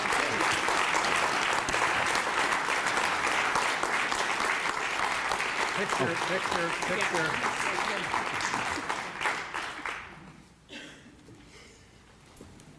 Kevin, always the journalist. Huh? Wow. I think I need a larger desk for this. This is beautiful. Thank you so much. Thank you, Sarah. Thank you, Frank. Thank you, HHAV board, for this incredible honor. I never thought anybody would honor me with a very unpronounceable name with an award. So now people are going to have to learn how to pronounce that name for, like, I don't know how many years it'll last, but I really appreciate this. I'm obviously humbled and honored. I do have a few words. I don't have a handout like some lawmakers might have expected, but I just want to say I really appreciate this coming from a group that is continuing to do the work, this important work that we all, many of us started over 40 years ago. And I'm really appreciative that HHAV exists, and having been part of one of the parent organizations and having also worked in close collaboration with the other parent organization, the Vermont Coalition on Homelessness, for which I basically did most of their lobbying, State House lobbying and advocacy work for many years. This really means a lot to be recognized by one's peers after many years of hard work. What you all are part of now began just about exactly 40 years ago. The Vermont Affordable Housing Coalition was founded in 1985, and as Sarah mentioned, it was an era when, Ronald Reagan was president, and it was an era when HUD-funded programs were disappearing and being unfunded, when what was then called the Farmers Home Administration, now Rural Development, was losing money hand over fist. And what I think of now as a lesson from that time, which I think was probably the darkest time at that point that many of us had seen, what I think the lesson we can take from that now is, as Gus said, we have to keep fighting. We can see light grow out of darkness. And that, to me, is the important message from 40 years ago that we really need to carry into this moment. It's sort of, it's maybe a cliche, but I think everybody knows the old yin-yang sign, where you have like a tiny point of light within the dark field. And I think we're at a moment like that. I do think the light will grow again. And you all are really going to be absolutely key in making sure that happens through your advocacy. I never forget that individual stories and individual voices are incredibly important. And I think of many of the people that have done this work for many years, some now retired, some like us, not yet retired. There's so many different people that could have had an award like this named after them. I won't go through the names, but they're really folks who've been involved in this work know who they are. I'll mention a couple. Brenda Torpy is one. Polly Nickel, who was with the Vermont Housing Conservation Board for many years. Some that even folks who've done the housing work for many years may not know. Edna Fairbanks Williams, who was the longtime board director of Vermont Legal Aid, and was probably one of my mentors and one of the people that I looked up to the most. She was a very low-income Vermonter living based in Addison County, and she was the longtime director of the VILIAC, what was known as VILIAC, the Vermont Low Income Advocacy Council. There's so many more folks that have contributed over the years to the conspiracy of goodwill that Gus always talks about, and you guys are going to continue to carry that on, and so that's both a responsibility. I hope it's not a burden, but it's also something that should bring joy. I think whenever you guys as you continue to do the work that you do, and when you have moments where you're questioning why are we doing this, just remember the people that you're serving, and remember always the joy that you see in their faces, whether it's a single mom or a single dad that's getting a key to a new apartment, or someone who is moving out of the streets, out of a tent, and coming into maybe their first apartment in years, or a homeowner that's getting a shared equity home, a family that is becoming homeowners for the first time. Just remember the joy that you see in their faces when they get the keys to that place. That's what has always motivated me, and I hope you all don't ever forget that impact that you all will have collectively. So, thank you.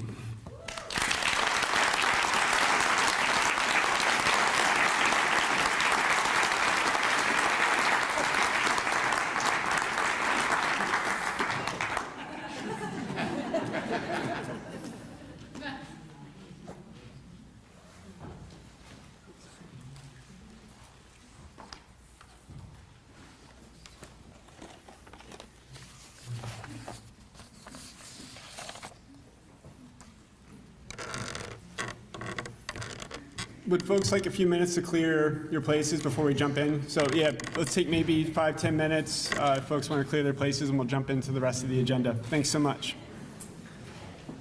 Yeah, I didn't look at the clock either. I just saw you look at the clock and I was like, oh, we got time.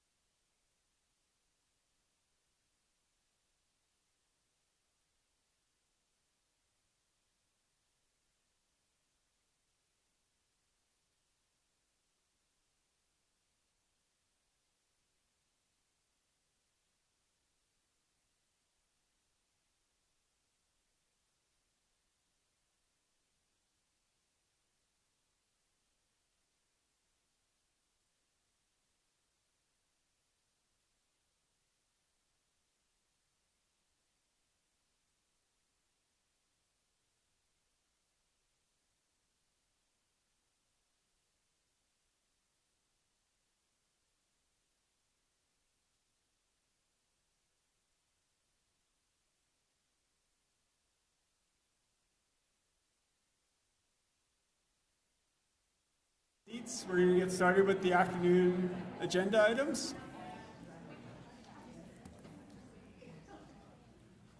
So we're really pleased today to also have Alex Farrell with us, who is the Commissioner of the Housing and Community Development Department with the state of Vermont. For those who don't know Alex has served in this role for a number of years, and he had previously served as Deputy Commissioner at the same agency for many years. If that job weren't enough, Alex is also the board chair of the Vermont State Housing Authority, which is obviously dealing with many, many difficult issues right now, as y'all are aware, and is on the board as well of Housing Foundation Incorporated. He's also served many different boards and commissions in the past, including the Vermont Real Estate Commission, on which he served as chair for a number of years. Alex also worked at the City of Burlington and the Parks, Recreation, and Waterfront Commission, Community Development Block Grant Advisory Board, and the Board of the Registration of Voters. Please join me in welcoming Alex. Thanks.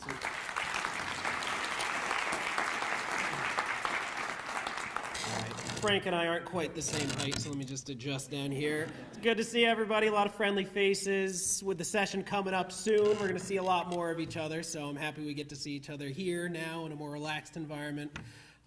Thanks everybody for being here. I'm going to walk through a bit of data. I want to talk a little bit about something I know we've presented to you all in the past, which is the housing needs assessment, but through a little bit different lens. The housing targets, which some of our friends in the legislature worked with us to establish in statute, and which we're now using really throughout our work in the department. And then I'm going to show a bit about how we are engaging with the data on an ongoing basis. And really, the way that we conceptualize this is not only do we want to be able to look back and understand the market that got us to where we are, and not only do we want to be able to project out to what we need to do, but to hold ourselves accountable as we put together our strategic plans. We want to be able to track data in real time.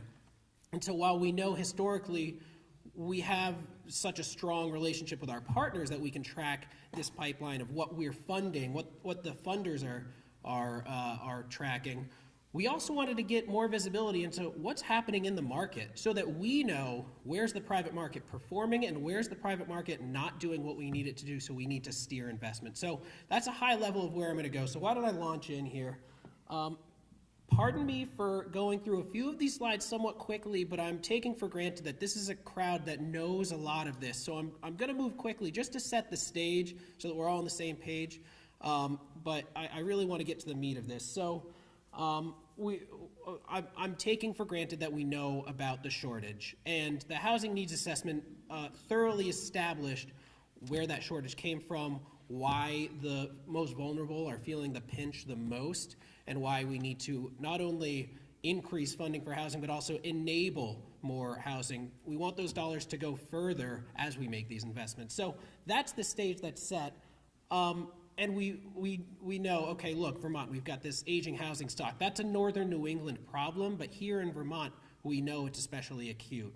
This is one of the challenges where we're losing housing stock every year as we're trying to invest and build new. How do we try to keep some of these online? This is one of the things we struggle with. Who's often in these units that are falling out of line? It's the most vulnerable. It's people that can't afford to invest in their homes. And so this aging housing stock, again, it's doubling down on this this cycle where folks that can least afford to lose their homes are most at risk of losing their homes. So again, playing into this, we know Vermont has changed, not just as the way things look, but the makeup of our households has changed. And so while perhaps we needed a lot of farmhouses that could fit 7 people a couple generations ago, that's really not the makeup of our demographics anymore. So we have this mismatch where we have homes with a lot of bedrooms, but then we have households that just need 1 or 2 bedrooms. And so one of the things you see many of the partners trying to do, even with little VHIP grants, as well as our friends at CHT, is how can we right-size properties so maybe we can take that Victorian or that couple of Victorians that are 7 bedrooms, can we make them a series of 1-bedroom apartments, a couple of 2-bedroom apartments, to better fit the needs of especially the most vulnerable households? I mean, most of our households exiting GA or exiting homelessness right now, unsheltered homelessness, we know are 1- and 2-person households. How can we better suit their needs rather than these large houses? So, this is a slide that I've showed millions of times, and I like to hit the point that this is a crisis that we're feeling acutely now, but that has been decades in the making. We've created the conditions where we could feel this acute pinch, because for decades, we didn't produce enough. We didn't create conditions where we produced enough. We didn't invest to produce enough. So yes, the pandemic revealed a lot of these inequities. The pandemic revealed this shortage that pushed a lot of people into homelessness, but it shouldn't have been a shock. It shouldn't have been a surprise. We were doing this to ourselves for decades. We were creating the conditions under which we could see this significant shortage. And this is just a different way to look at it. So I'm going to start focusing on the slides now. I'm going to start to slow down a bit. What you're seeing right here is similar to the slide that you were looking at just before this was building permits, just the rate of production. It's not the most accurate count, but it's generally speaking the rate of production. We're looking at that again. Now, how many units were permitted next to how many homes were moving in? What was the increase in households? So everywhere where you see a green dot, that's where we were building enough homes that it was exceeding the number of new households, okay? So generally speaking, we want to do that, and for a couple of reasons. Let's say population stayed flat. Did we go dead here? Yeah. Frank wants to test me, see if I can yell. Okay, I don't have to yell. That's better. Not only do we need to build new homes to account for population growth, but going back a couple slides, our households are different now. To account for the same number of folks, we need more households, because it's not households of 5 folks anymore, 4 people.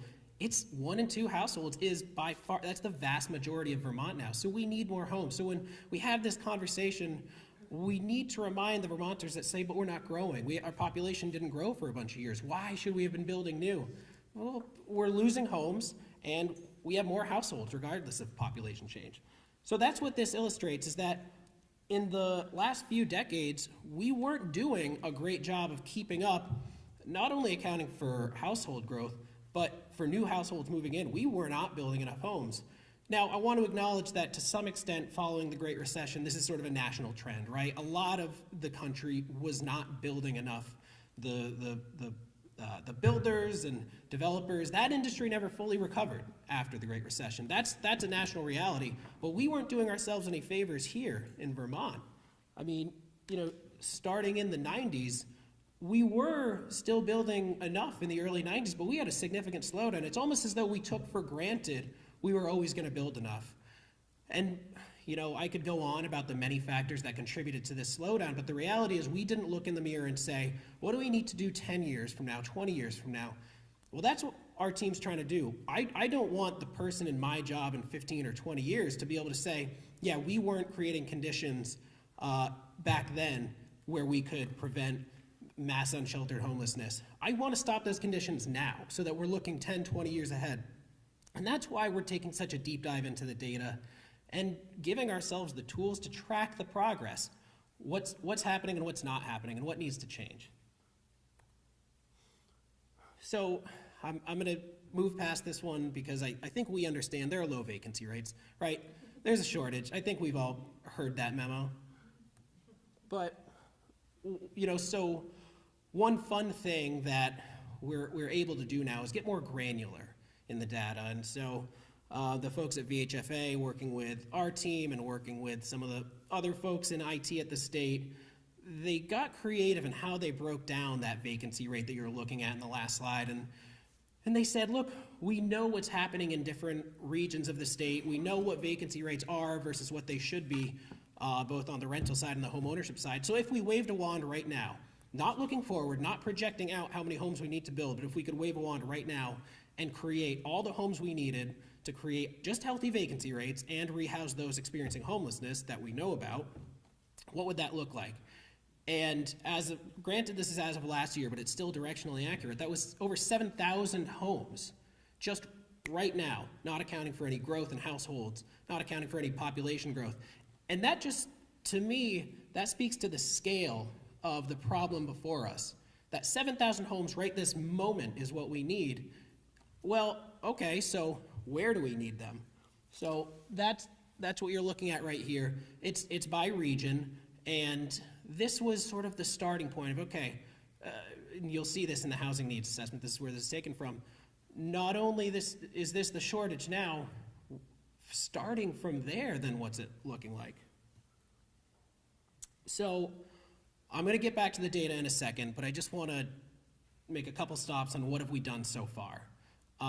I'm in legislative prep mode right now, right? So I'm thinking a lot about what are the levers I can pull, what are the levers that I can advocate for that are going to have the greatest impact. As a part of that, I need to compare my strategy that me and my team have worked on. I keep pointing vaguely over to Sean Gilpin. So Sean's going to take care of all this.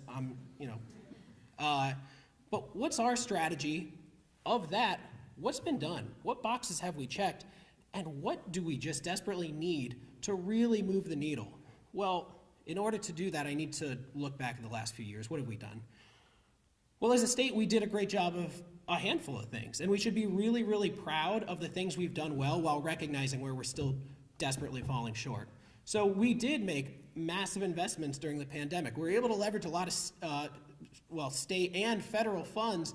This influx of federal funds let us try new things, let us experiment with models that we never could have experimented with before because we were so desperate for every dollar for housing. And, over $600 million over a handful of years really is nothing to sneeze at. That is great. It's not enough. We need to keep doing it. We need to keep investing. But it is wonderful that we were able to do that. Again, we innovated. We were able to try new things. And as a result of that massive investment enabling those innovations, we now have some programs that still live today, even without that influx of pandemic dollars. Manufactured home improvement and repair program, that's helping to strengthen and make those communities more healthy.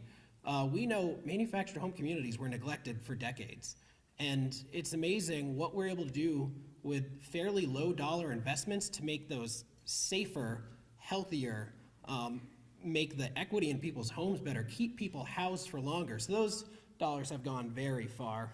But VHIP, another initiative that we developed in partnership with some partners early on, thanks to Community Development Block Grant money with the early experiments, moving into some of the federal pandemic era investments. So again, we found ways to be creative with the dollars we had. And then I won't dive too deep into the Homes for All initiative. It does really excite me, but again, trying to look upstream, how can we help that industry recover so that in the long term we're building more? But we also need to recognize that there's a lot of other policy goods that we establish when we're building housing. We clean up brownfields, we strengthen economies, we improve downtowns that have been neglected. So this is part of what happens when we invest in housing that I think sometimes folks forget. And there was a lot of reform that happened. I'm looking around at my legislative friends and thinking, we did a lot to change the regulatory landscape here in Vermont. So I'm going to dive into a couple of those quickly. The Home Act, Act 47, really changed the game. In a lot of ways, this is upzoning in a way that Vermont was ahead of or in tandem with some of the leading states on this. And just saying, look, municipalities, here's a framework under which you will be offering an environment where more housing can be built, where we have the resources, where we have the infrastructure and the assets. You will now be enabling more housing. And so a lot of communities were eager and were out in front of this, and those communities that just needed to be brought along came along. And this has done a lot to enable small-scale development, infill housing, more density, and this has created a lot of opportunities. But we weren't done. Act 181 of 2024, this was the first time that we said, let's carve out parts of the state where we want to fast-track development and say Act 250 will now be exempt for certain activities. And while there were other aspects of the bill that led to my boss vetoing it, this was not the piece of the bill that he disliked. This was a huge step forward in housing in Vermont. The fact that we could all say, look, downtown Randolph, Rutland, Brandon, we know we want to build there, hit the fast track, go ahead, build housing there. That's tremendous. We've been talking about that for decades. So the fact that we are able to come together, and yeah, it was a broader framework that was very complex, but we were able to do this. And so for housing, this was tremendous. And then last year, we went into the session and everyone was talking about, great, we've made these changes. We've made the regulatory framework a bit better for building housing, but projects come forward and our housing projects, our friends at CHT, are still bearing the cost of all this infrastructure because Vermont still has a massive shortage of infrastructure. How can we make that investment? How can we make that better, easier, so that we're not putting it all on housing developers? We didn't used to do that in decades prior. Municipalities were able to front that cost. Our municipalities can't do that anymore. What can we do? How can we finance that infrastructure so that it's not all landing eventually on the unit and making the unit more expensive for folks that we're trying to house? Well, something that I think, again, decades in the making, project-based tax increment financing with a housing focus to say, look, if you're building housing, you can leverage the future value of this project and invest that in the infrastructure, effectively bringing down one of the most significant fixed costs of a housing project and enabling, I mean, we'll see, but it's likely that this will enable thousands of units. That was a very, very big deal. So my friends in the legislature, thank you for that.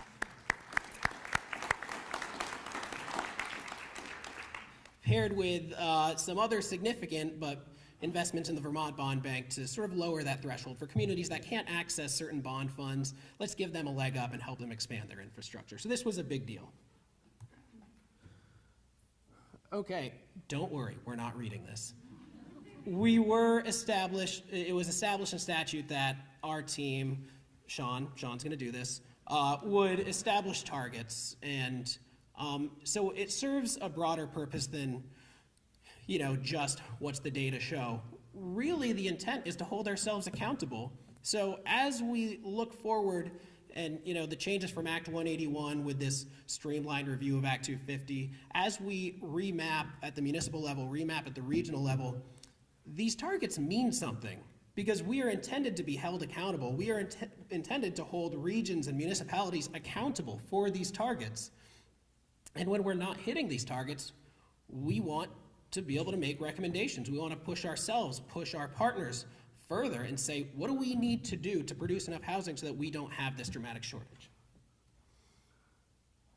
So let me make sure I'm gonna skip ahead here. So the housing targets were established as an addendum to the housing needs assessment. Essentially, I'll draw a slight distinction between the housing needs assessment and the housing targets. The essential question was, okay, if the housing needs assessment is what under certain conditions are our basic needs, sort of a low band of 24,000 up to a high band of 36,000, that's our need based on certain conditions, whether population grows at a pre-pandemic level or a post-pandemic level. What if we took that question a step further and said, great, that's what our need is, but what if we set targets? What if we were to accept the premise, which is well established, that we could actually drive better outcomes in terms of population growth, drive better outcomes in terms of wealth for Vermonters and economic opportunity by creating more housing, not just being responsive to what we see as a shortage, but what if we were to drive more housing and try to create better outcomes? Could we establish targets? And that was the charge that we were given by the legislatures. Could we establish targets to try to push ourselves, to actually get out in front of trends and try to push the trends in a better direction before we just have to wait and react and see what our shortage is and what our need is? And so that's what we did. And I want to give our friends at the Vermont Housing Finance Agency a lot of credit. They are incredibly thorough. They not only do they examine the data with a very, I'll say, a detailed eye, but they're creative. They're willing to ask the hard questions. And so what's otherwise an uncomfortable exercise of, hey, create targets for us, that's an uncomfortable thing for a data analyst to do because there's policy involved in that, right? But they said, okay, well then let's create upper bounds and a lower bound. And that essentially, what we could say is, okay, here will be the conditions if you hit these upper bounds. It is likely that you could enable greater population growth. It is likely that you would see low or higher vacancy rates. It's likely that all these certain conditions will be better. At this lower bound, it's likely that, hey, things might look a little bit better, but it's still going to be a tight housing market. And so this is what we were able to provide, not just at a statewide level and provide that big number. People probably heard the number get thrown around. 41,000 homes is the high target for that 5-year period. I don't really like using that 41,000. That's a scary number. People can't picture it. But when we were able to boil that down to the regional level, to the municipal level, and say, all right, here's a range of housing production. What do you think you can do? Within your municipal maps, within your regional maps, what do you think you can produce? All of a sudden, these things became attainable. All of a sudden, people were able to plan to these. They were able to establish their needs. What do they need in order to accomplish this? So that's really why we decided to give a range rather than just set a strict target. Just before I dive into the municipal level targets, I just want to show why there's a range, both in the housing needs assessment and in the targets, because there is sort of this unknown of what's population growth going to look like in these next few years. We recognize, as you see right here, during the pandemic and in the couple years after, there was significant inward migration. And we are a state that our natural population change is negative. That's just our demographic makeup. And so we are reliant, if our population is going to grow, we're reliant on inward migration. And what did we do for years? I mean, I remember during the 2010s, we were begging people to move to Vermont. We had all kinds of campaigns, please move to Vermont, relocation incentives. And then all of a sudden they did, and we said, wait, we weren't prepared. And we said, wow, we have this housing shortage. I sure wish people would stop moving to Vermont. I don't think that's what we want to say, right? I don't think we want to have a fixed pie mentality. I think we want to create conditions under which people can be moving to Vermont. We can be a welcoming state, and that's going to be great for us, and I'll show you why. This is our demographic future. So what you're seeing in orange is the baby boom generation. As that shifts downward, we're going to have a massive gap in not only in our population, but in our workforce.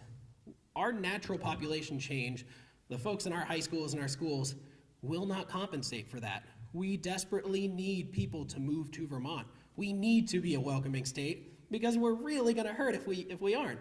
So the idea of, hey, could we set a high housing target that might actually enable that? That's really rooted in an actual economic and demographic need for Vermont. It wasn't just wishful thinking. It was, hey, let's try to make it so some of these folks can keep moving here. By the way, I made a mistake a while back. I was presenting this to the governor and a few folks from the cabinet, and I'm on the young side of that group, and I made the comment, the baby boom generation is just killing us. That's not how I meant it to come out, but it's how it came out. The group didn't look kindly at me after that comment, so I had to kind of suck up for a while after the rest of that. I love baby boomers, for what it's worth. So I'm just holding up one example. Any Chittenden County folks here? Chris is here? Okay.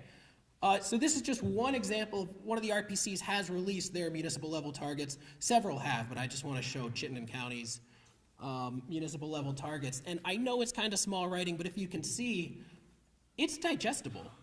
I point to folks, South Burlington, if you look at what they've been producing in the last few years, their historic production on the far left, and then you look at what their low, medium, and high is, with the right policy tweaks, South Burlington can do this. Huntington can do this. Richmond can do this. I was at a groundbreaking in Heinsberg a while back, and I said, Heinsberg, you just showed what you need to do to hit these targets. This is a big chunk out of these targets. And when I go to these groundbreakings, these ribbon cuttings now, I also get to hold up these targets and say, hey, good job. You just enabled a project that chipped away at 35% of your target. That is huge. So now we can tell people, look, this isn't just in the clouds. This isn't just saying, please build more housing.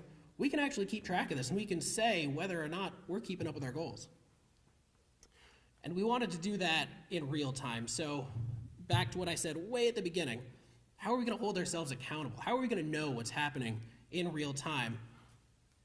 Well, luckily we have smart people at the state of Vermont. I'm not one of them, but there are folks that are really doing incredible things and a lot of interagency coordination that have pulled in data from E911, satellite imagery,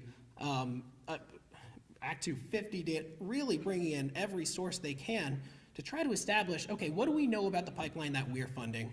What do we know about what's just happening in the private market? Again, going back to where we started, because we need to drive outcomes so that we can hit our targets. We don't want to just put targets out there just to say, here's a great big number, let's try to push. No, we want to keep track. And so that's what this tool does. And, I always try to push people to housingdata.org, so please do go to housingdata.org. While you're there, click on this dashboard. We have worked with VHFA, made sure this is linked live. So this dashboard will keep track of, you can zoom into a specific housing development if you want. You can zoom into your town. You can choose a county to see how your county is keeping up compared to its targets.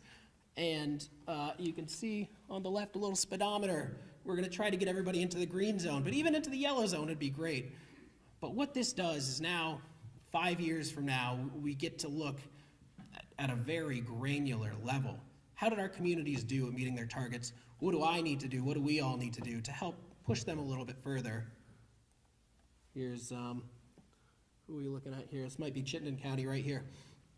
And just start to make this a regular thing that we're going to set targets, we're going to check in, and we're going to push to make sure we hit those. So, I'm going to stop there.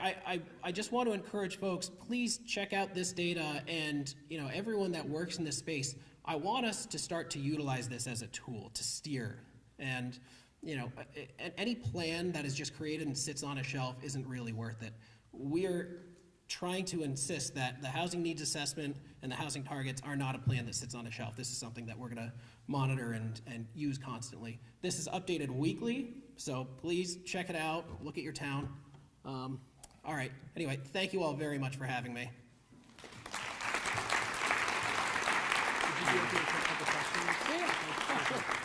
Commissioner Jones, if maybe a couple of questions, if folks have any? Not Chris. Not Chris. Chris Donnelly with Chamberlain Housing Trust. I'm curious, I love the data. I'm curious if it was tracking what caused the housing to get built. Which strategies are working? Act 47 was fantastic for infill and density and so forth. If we know what's working, then we can do more.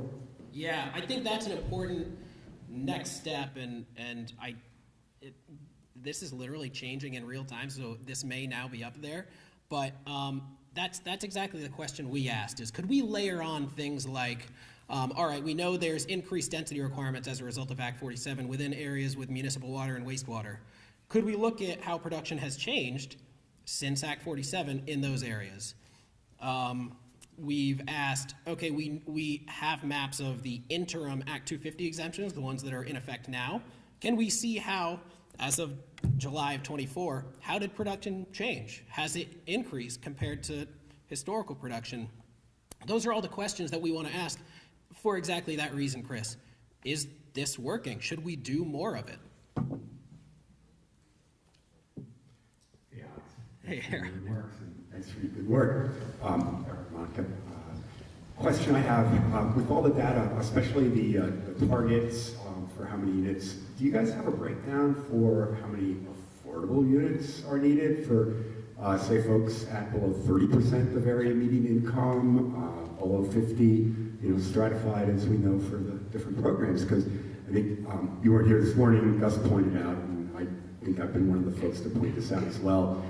We all know we need more housing and that we've got an overall deficit, but the greatest need really is with the lowest income folks because the gap is the greatest there. So just wondering if you've got those numbers broken out. Yeah, and that's an important piece of this, right? Because we can only control what's within our sphere of influence. And so while we can make regulatory changes, it's also important to steer our investment where it's needed. So one thing we've been able to do is layer this on top of our map that shows our our funder pipeline investments. So where it has LIHTC funded projects, VHCB, VHIP, Community Development Block Grant, and where we see a need where maybe, okay, there's a lot of private development happening here. Ooh, we're not steering any CDBG investments there. Why aren't we? Now we get to layer those maps on top of each other and see what's, do we need to rethink our strategy with our spending? Yeah, thanks, Erhard. And Erhard, I don't think you need to introduce yourself when you ask a question. Just a guess. Maybe time for one more question. Any other questions? Thank you, Ernest Caswell. Can we get an updated farm worker housing needs assessment and create a task force or a committee to get that done? Because the current one is 2021 and we need an updated one with recommendations and demonstrate the success. Yep. Yeah, I think that's important, Buster, and we've had the conversation that certain housing types, it is worth, it's good to have it included in the housing needs assessment, and maybe we have to examine areas where a needs assessment for a particular type of housing also warrants sort of its own standalone study. And it seems like farm worker housing is unique enough that it is one of those areas where it warrants its own study. So I think that's something we should look at. Well, please join me in thanking Alex Farrell for joining us today. Thanks. Yeah, appreciate it.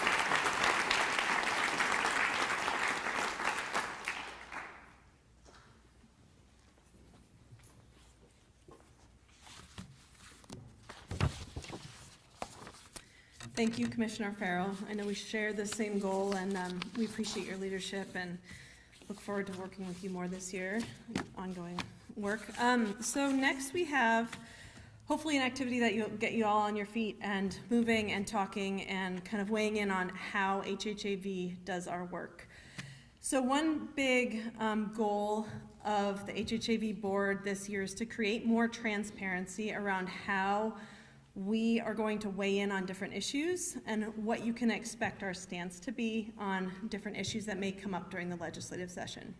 So we created a subcommittee of the board to create a document called our policy guide, and that is very importantly not a priorities document. It's not where we are prioritizing our energy. It is just kind of a catalog of the issues that commonly come up and kind of a position statement on how you can expect us to form positions on these issues. So there is, on most tables, if not all, there is a little QR code where you can find the document. We are also going to have printed sections of the document for you to weigh in on.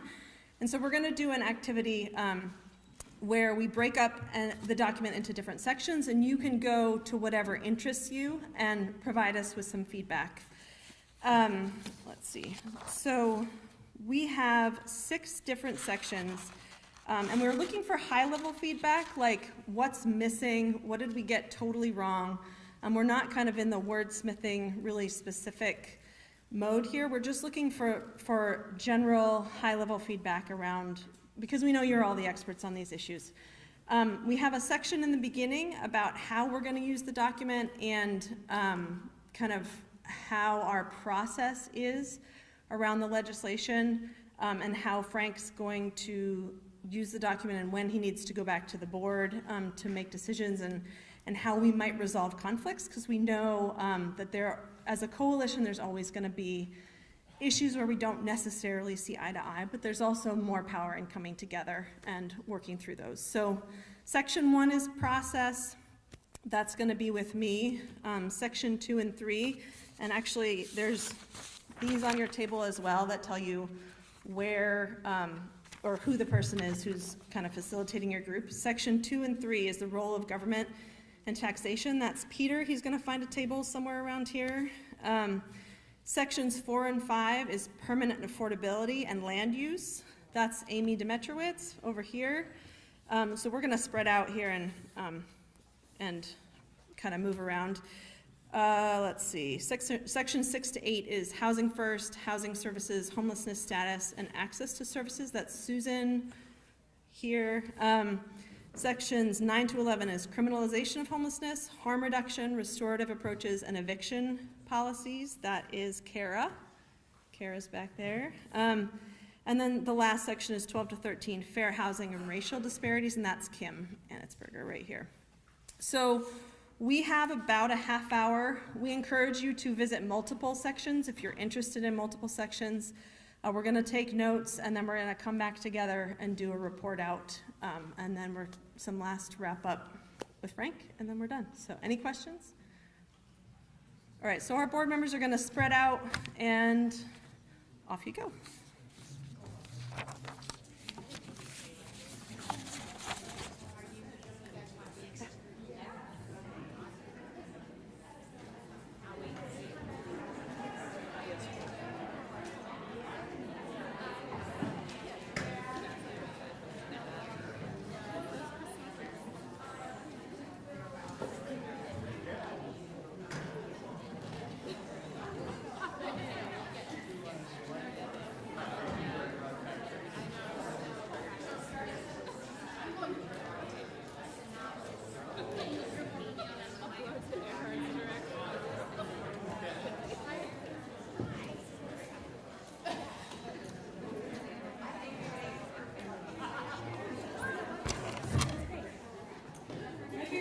Let people know where everyone is again. Peter, can you just announce your group?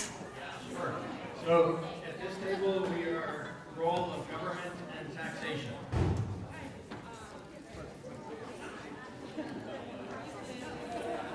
And you can move groups in the middle. You can get up and leave a conversation and no one will be offended. Process, over here. You want to talk about the process by which we make policy decisions.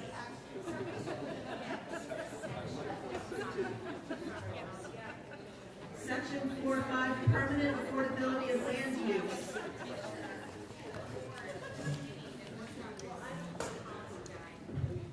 And again, you're not locked at your table. You can get up and move part way.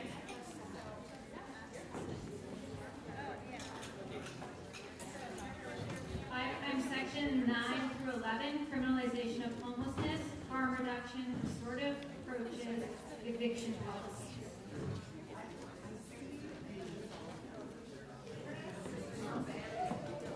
Sections 12 through 13, fair housing and racial disparities, over here.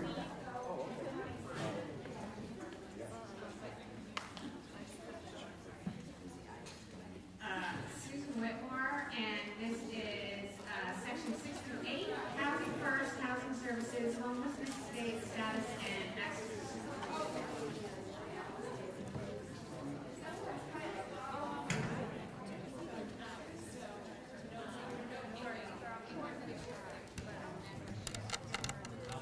to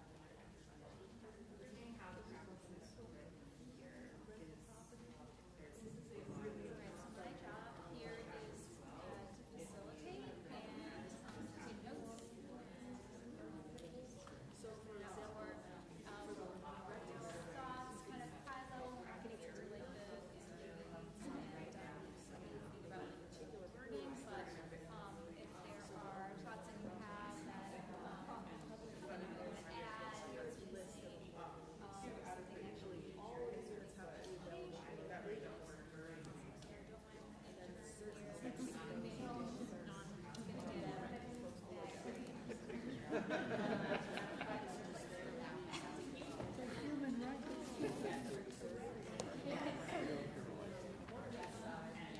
right.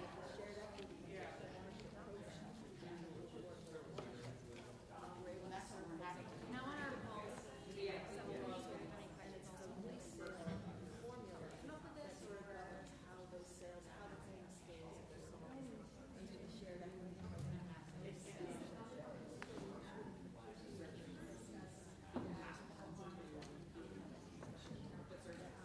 yeah, I think some of it is the executive order. I think it's is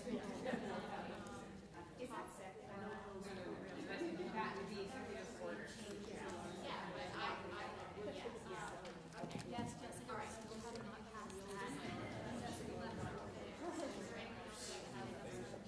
We still haven't passed it. But that would essentially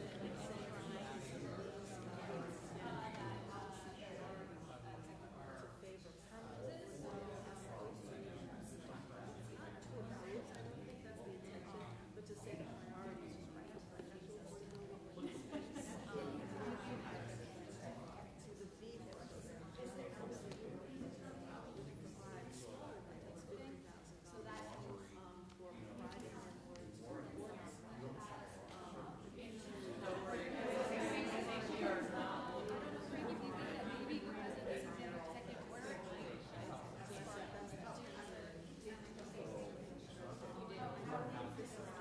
Yeah, I think, yeah, and I think we also have to remember there is like less funds available, and so the default thing will be penalized. Fight for more revenue, fight for more funding for the programs, but also make sure that we're not regressing and passing. Is that what I labeled it as executive order?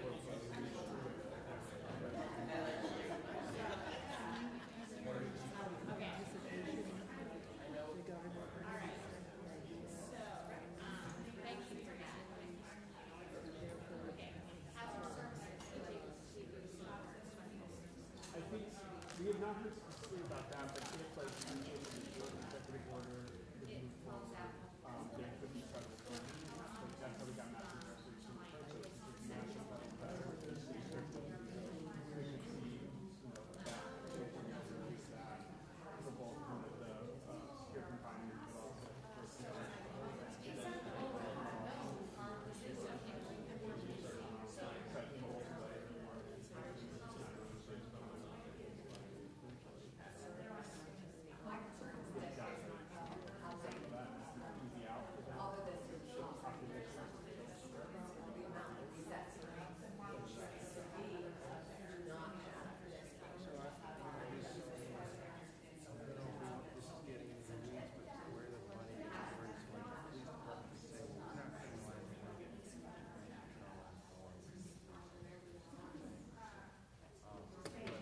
I'm just always concerned when I see corrections of police getting the money and saying the right words. I don't know if that would be appropriate to be addressed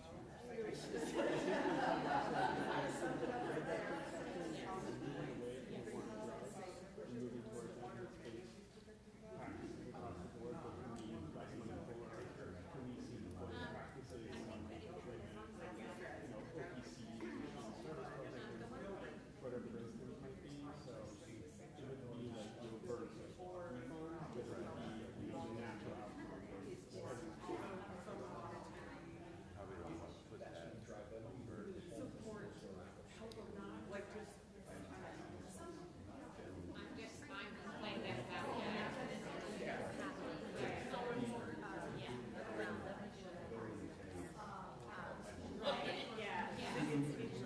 Definitely goes Statewide advocacy or targeted yeah, exactly. Towns or cities that have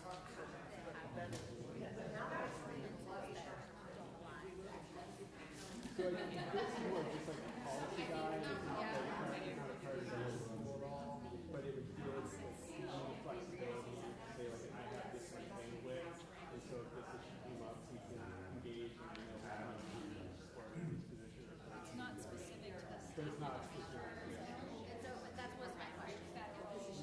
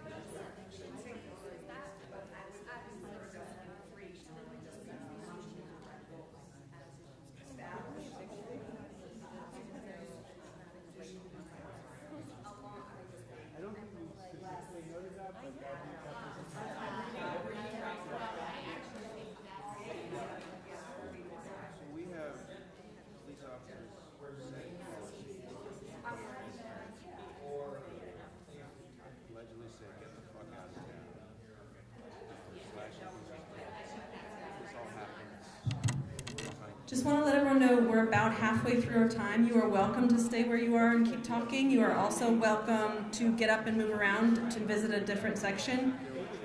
Can we call out sections again? Peter is role of government, sections 2 through 4. What are we over here? Housing or homelessness services, housing first here. We have process over here. Permanent affordability over here. What are we back here? Frank, what's that section? This is criminalization. Criminalization of homelessness. And what are we over back here? I think racial equity and housing for, or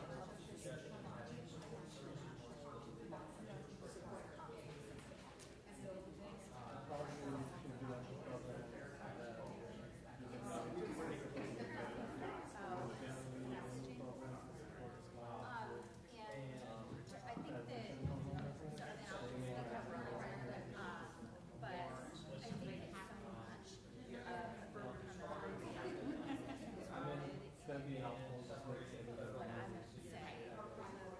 This small business of safety. And to me, that at its core is driving so much of the guys that we are using to push for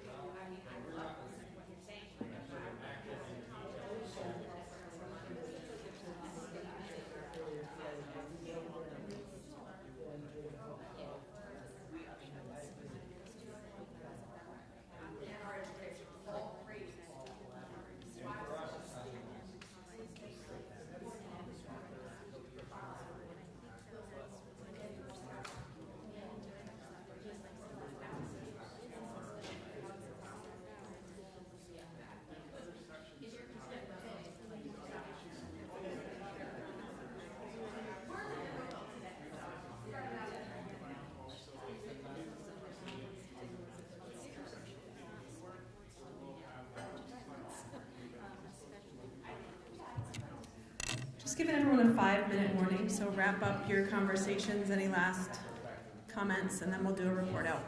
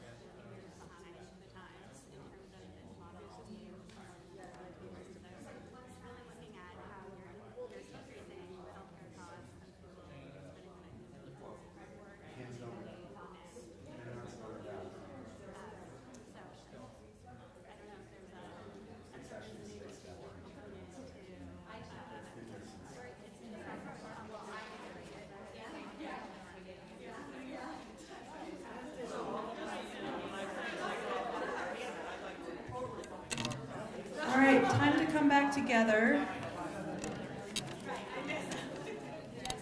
Frank, is there a second mic?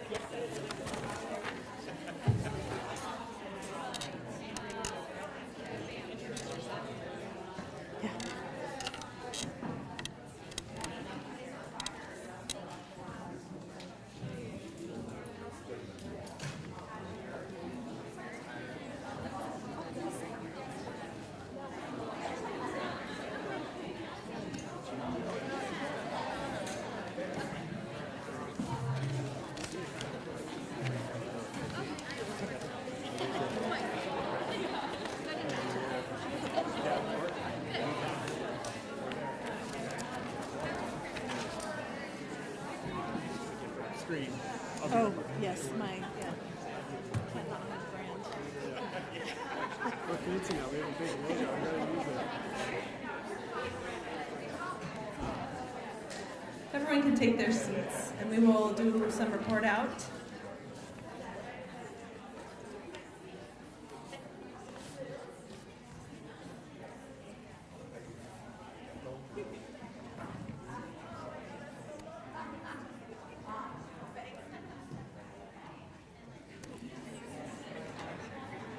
Okay, I think I've got group one. Sarah's going to run around with a mic to the other groups. I have forgotten to introduce myself. I'm Lindsay. I'm the vice chair of the HHAV board.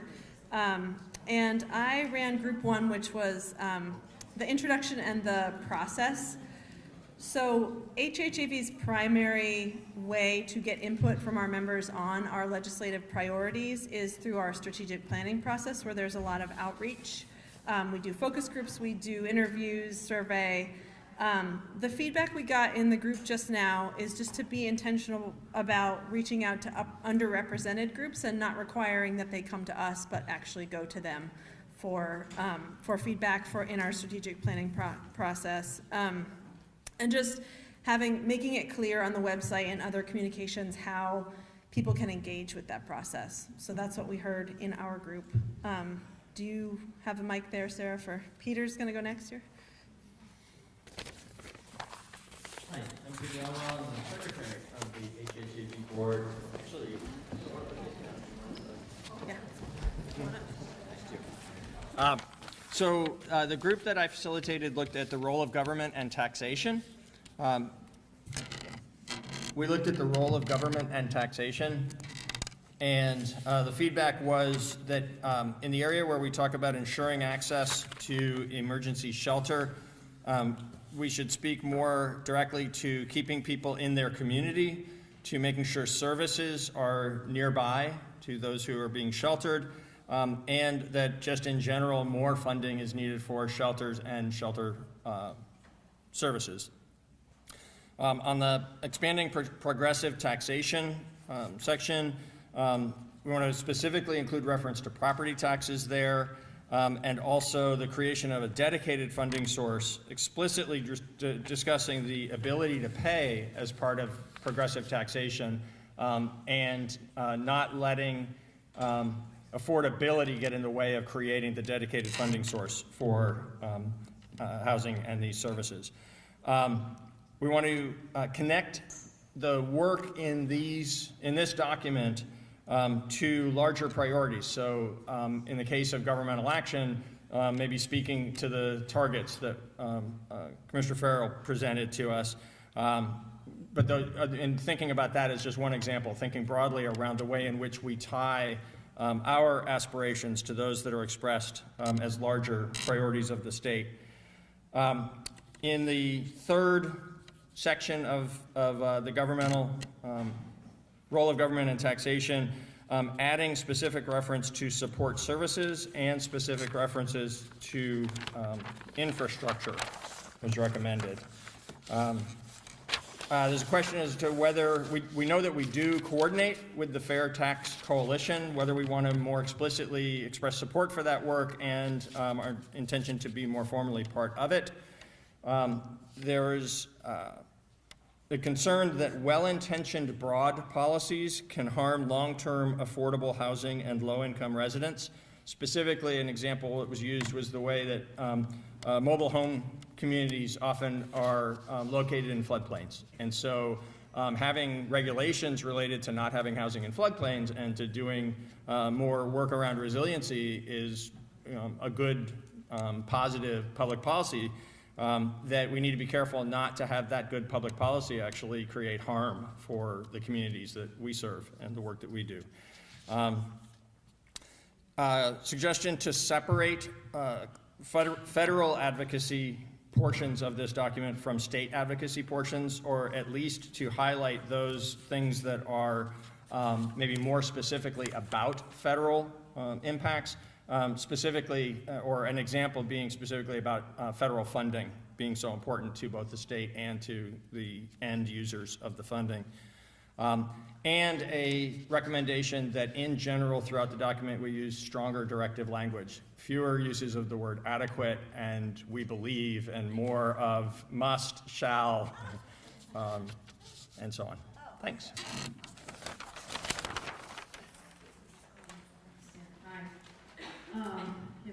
We're here in sections 12 and 13 on fair housing and racial disparities and addressing racial disparities. So for the section 12, we talked about adding fixed income as a category listed in the protected groups.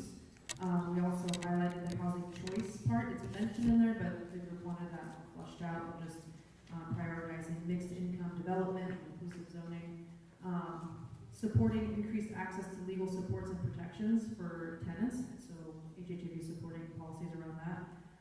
Also supporting policies that increase public access to education on fair housing laws, both for the tenants and the landlords, because the tenants don't know what they don't know, and then when things happen, they don't know how to advocate for themselves or where to get help. And that landlord should also be trained on that. So in that same line, more education and trainings, anything that's going to support that around discrimination or around racial disparities and equity for both landlords and organizations that support people. And also supporting funds for orgs that do that education and training work on fair housing. And then we talked about adding an equity lens when looking at all the policies. So just putting some kind of statement in there about how HHAB will look at every policy that they're taking a stance on with an equity lens. And then prioritizing legislature that positively affirms more housing resources for the BIPOC populations, and then being mindful of neutral policies that might negatively impact BIPOC populations. Wow, that's messy. Supporting supporting and targeting funds for BIPOC-led groups to be at the table. So that kind of goes in line with what you were saying before about, reaching out to people and bringing them to the table, and also if they're going to be providing training and that kind of thing, make sure they're being paid for that and hiring and contracting folks. And then also just fighting the things we don't want. So a lot of the statement is supporting, work that will increase access and address fair housing, but we also want to make sure that we're actively making a statement when there's a policy out there that is going to do the opposite, making sure we take a hard stance on not supporting that. That's it.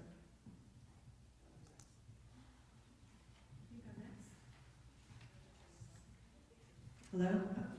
Hi, I'm Amy Demetrios with the Champlain Housing Trust. So our group talked about permanent affordability and felt very strongly that that needs to remain the North Star for any kind of state funding into housing, affordable housing. That it's very important so that we not slip behind in terms of our targets. And that when there are programs, for example, VHIP, that are have temporary affordability restrictions, that we really pay attention to how is displacement being addressed. When those restrictions go away, what happens to the folks who are living there if it's only temporary?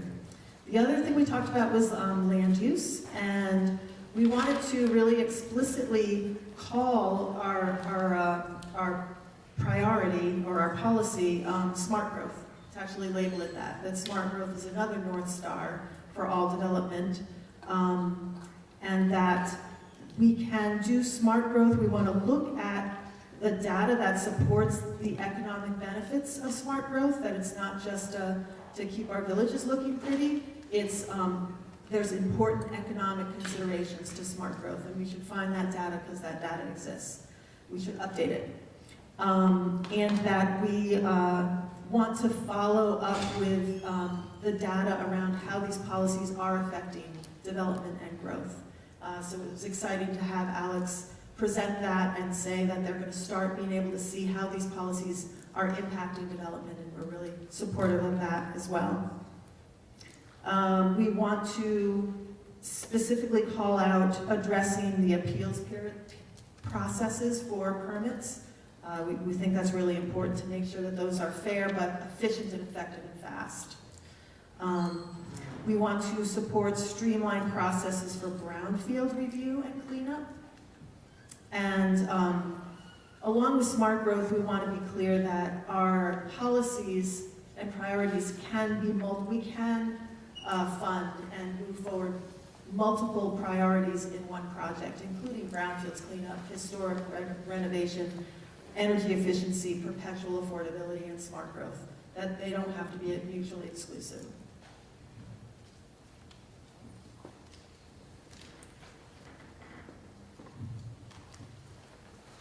I'm just moving over here. Is this on? Yep. Yeah. Just moving over here so I can see people.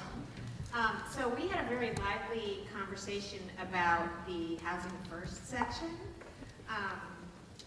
Our group suggests that the title for this section be changed to Housing Access. Everyone agreed with the principles of Housing First and that it is an evidence-based practice, but they also suggested that the quote be changed to reflect a couple of things, not highlighting that term as much for obvious reasons, but also to acknowledge the fact that we can't have a Housing First program when we don't have housing in the state. That, and it needs to, what should be reiterated in all three of these sections that we covered is that housing, that services are not contingent upon housing. Housing First kind of says you can have, if we get you into housing, then you can have services. But we're saying we're going to provide the services to unhoused people, people who are in shelter, as well as people who are in affordable housing, but that we can get into affordable housing. But that should be the emphasis here, is on the services and no restrictions.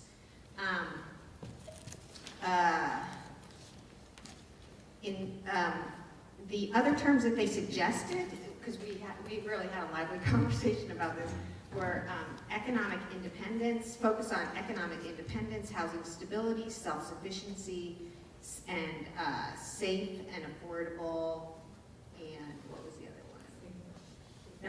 Let's see. Oh yeah, here it is. Safe, affordable, and stable housing, basically, is what we're going for.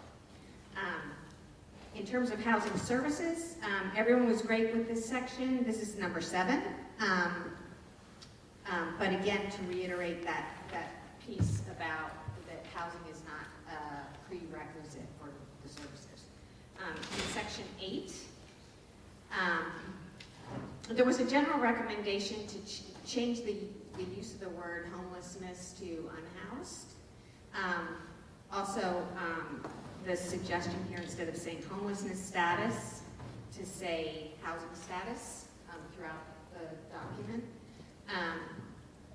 And there was also a few things that people would like to be included in the bullet points there in number 8, access to legal services in terms of, in addition to food, list clothing and personal hygiene, a big emphasis on the need for ID, access to being able to get an ID or replace an ID.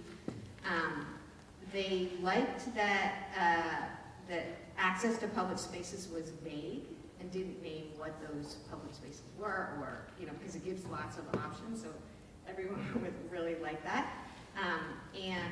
The last thing we talked about adding, storage, access to storage for personal belongings for people who remain unhoused, and to add access to communications, including cell phones, digital access, and education.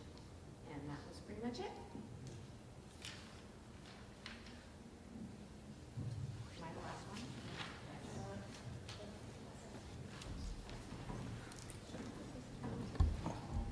Oh, is it on? Okay. That's great. Hi, everybody. All right, our group talked about sections 9, 10, and 11, the criminalization of homelessness, evidence-based harm reduction, and restorative approaches and eviction policies. We had a lot of great conversation about specific strategies and details, but I think overall it really was a focus on getting upstream and the importance of education and really being impactful to the public narrative. Investments in prevention, well, funding for prevention as well as supportive services that include legal access. And really reclaiming the definition and conversation around public safety. And it was a good group and a good conversation.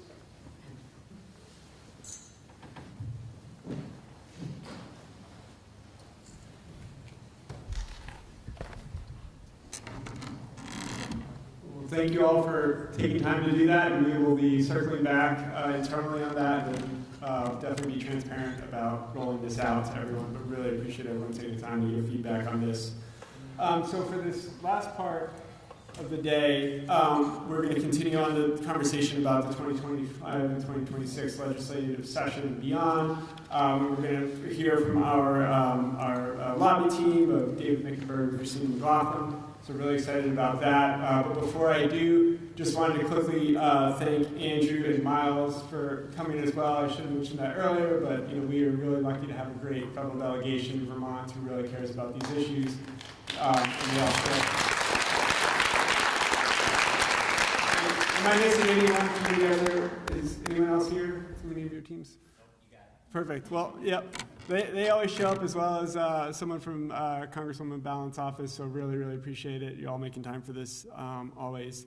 So I'm going to hand it over to David and Christina, but just really wanted to flag first, one of the things we heard about over the last year plus is that we really need to engage more heavily on state policy work. And so one of our key priorities in this last budget cycle was making sure that we had the resources available to expand our policy presence in terms of our state legislative advocacy capacity. And so we're really fortunate to have David and Christina really helping fill that void that we've had. I live in Southern Vermont. I try and get up to Montpelier as often as possible, but I'm not there every day. And obviously there's a lot of other things we have going on. So we are going to really be, I think, benefit from having a daily presence in the State House this upcoming session. And particularly excited about working with David and Christina. I worked 2 sessions ago. Was my first introduction to working with them. As many of you all know, I'm new to policy work in Vermont. And David and Christina were leading the Overdose Prevention Center fight to get that bill through. It just ran a super effective campaign. There was a grassroots strategy, there was a grass top strategy, there was a comm strategy, there was an insider strategy, there was a global piece kind of connecting all those dots. And they were extremely effective throughout the session up until, I think that was a veto override bill, right? And having to flip a Republican vote at the end to, on something that their party didn't want. And David and Christina were able to do that and get that bill over the finish line. We're all going to benefit, particularly Burlington first, but hopefully other jurisdictions as well, bringing OPCs into Vermont. But anyway, so it was wonderful to work with them on that, saw exactly the strategies that they use and how effective they are, and so really glad that they're going to be bringing those strategies and approach to HHAV and our priorities. So I'll turn it over to David and Christina.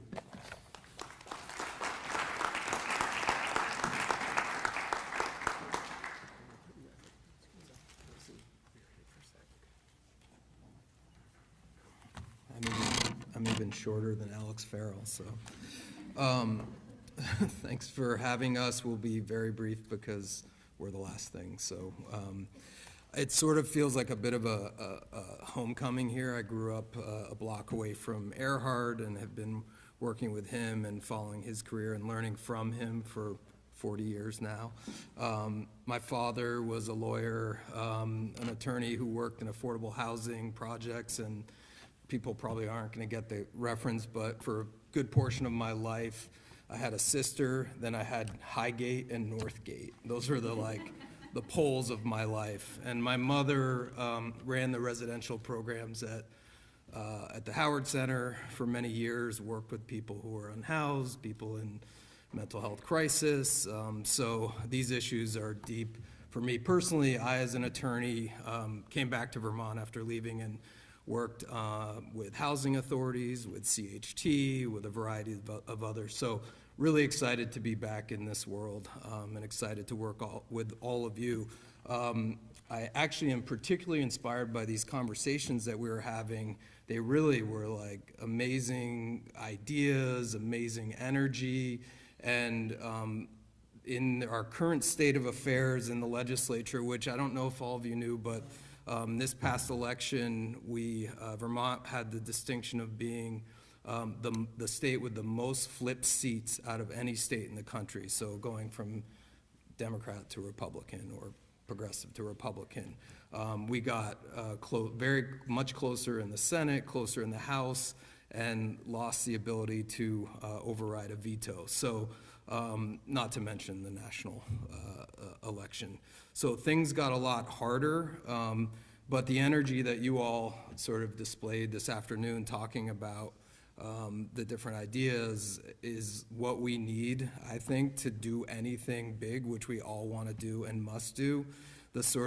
The ability to overcome the fear, both in the legislature, but really in our communities, is really hard. And I think the thing that is inspiring to me listening to all of you is that there seems to be the opposite of fear in this room, which is courage. And it seems like that courage and as Frank was saying, sort of a grassroots effort to do the big change that Treasurer Pichek talked about, the big change to make housing the most important issue that we work on in the state of Vermont and have everything else flow from that, is going to take all the energy in this room, and we're excited to be a part of it. Just briefly, last year, there was a lot of change in the legislature. There were new committee chairs. I don't know if she's gone, but Senator Clarkson was one of them in the Housing Committee. So both in the House and the Senate, there were new committee chairs in the housing committees.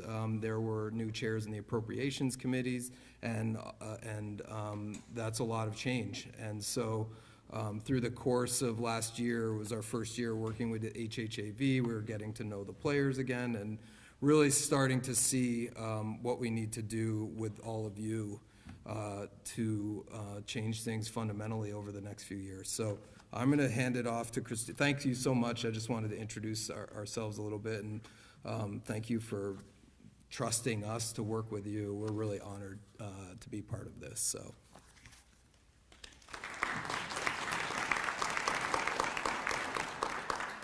Thanks all. I'm Christina McLaughlin. I've been working with David for a couple years now, and my background is primarily in healthcare reform, which really isn't far off from housing. I worked for the state of Vermont for over 5 years at the Green Mountain Care Board, and every time we had these larger discussions, it really did come back to housing, ACEs and affordable housing, and you can't really take care of your health, whether mental or physical, without having stable, safe, affordable housing. And so I'm really excited to be here. Our work, we still work in that area as well, and so seeing them overlap is really exciting, and I think that this room has just been really inspiring today, so thank you. Thank you for having me, and I'm excited to work with Frank, but also all of you in the coming year and hopefully longer than that. So I just want to zoom out and talk about where the legislative session has been, kind of past, present, and future with this biennium, this 2025-2026 biennium. Really, the lawmakers have been focused on 3 main issues, which really are, to me, are the big pillars of our society, which is housing, education, and healthcare reform. All of these are aimed to make life more affordable in response to these growing concerns among Vermonters about the high costs of living in this beautiful state. And legislators really are going to continue focusing on these issues this year and likely in the future years. The legislature, as we know, passed a big housing bill, S-127, known as Act 69, which had the CHIP program involved and had no sunset on the traditional TIF. That was a great big bill that we are seeing, slowly we'll see the effects of. And they also fully funded the property transfer tax for VHCB, which the governor supported. So that was amazing. A more contentious topic last year was the hotel motel program, which you are all familiar with. After vetoing the budget adjustment twice last year, Governor Scott did eventually sign an executive order allowing families and medically vulnerable individuals to stay housed through June 30th. And that was, a tough session, but that did help in some way. It was the first time in many, many years that the Vermont legislature didn't pass a budget adjustment, so that was new for us. And Scott did later veto H91. That was the bill that would have spent roughly $7 million to help reform the existing hotel motel program. So while that work has been essentially paused for now, it is something that we hope that we can come back to. The 2026 year of this biennium will be a lot tougher budget-wise.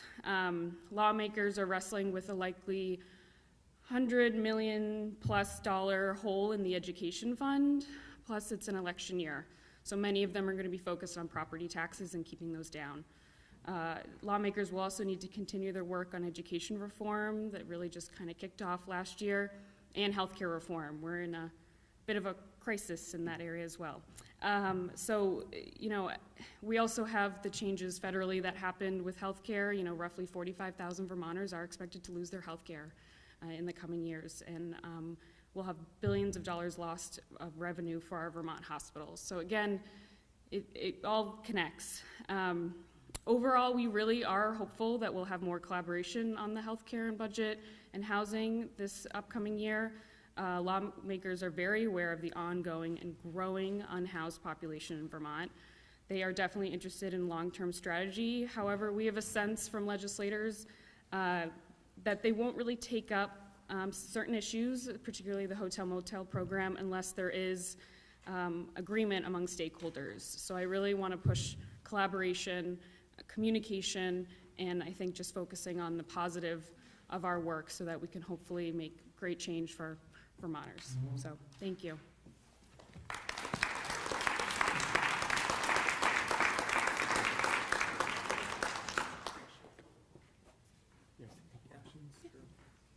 Do folks have any questions for David and Christina?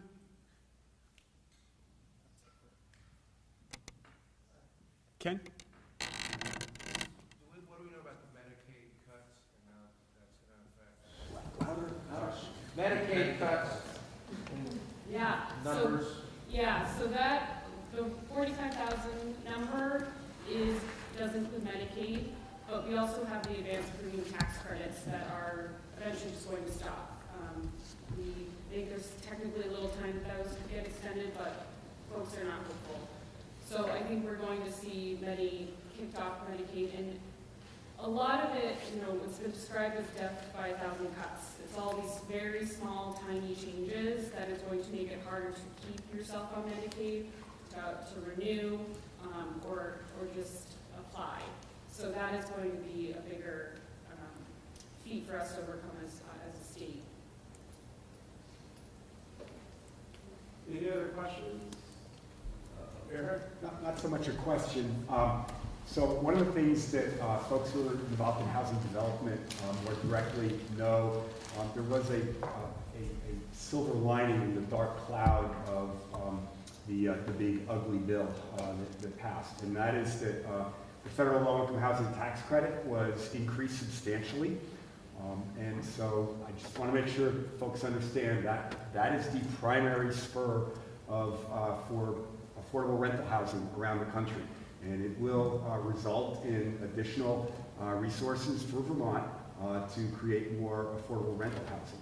However, what it will also need is more state funds and other federal dollars in order to make that a reality. And I think that's, as the HHAV's lobbyists, that's one of the things that you guys can talk about with lawmakers that will help underscore the need for the state to step up its investments in affordable housing, because without those, we're certainly not going to get additional investments in affordable housing from the feds, either through HOME or the National Housing Trust Fund.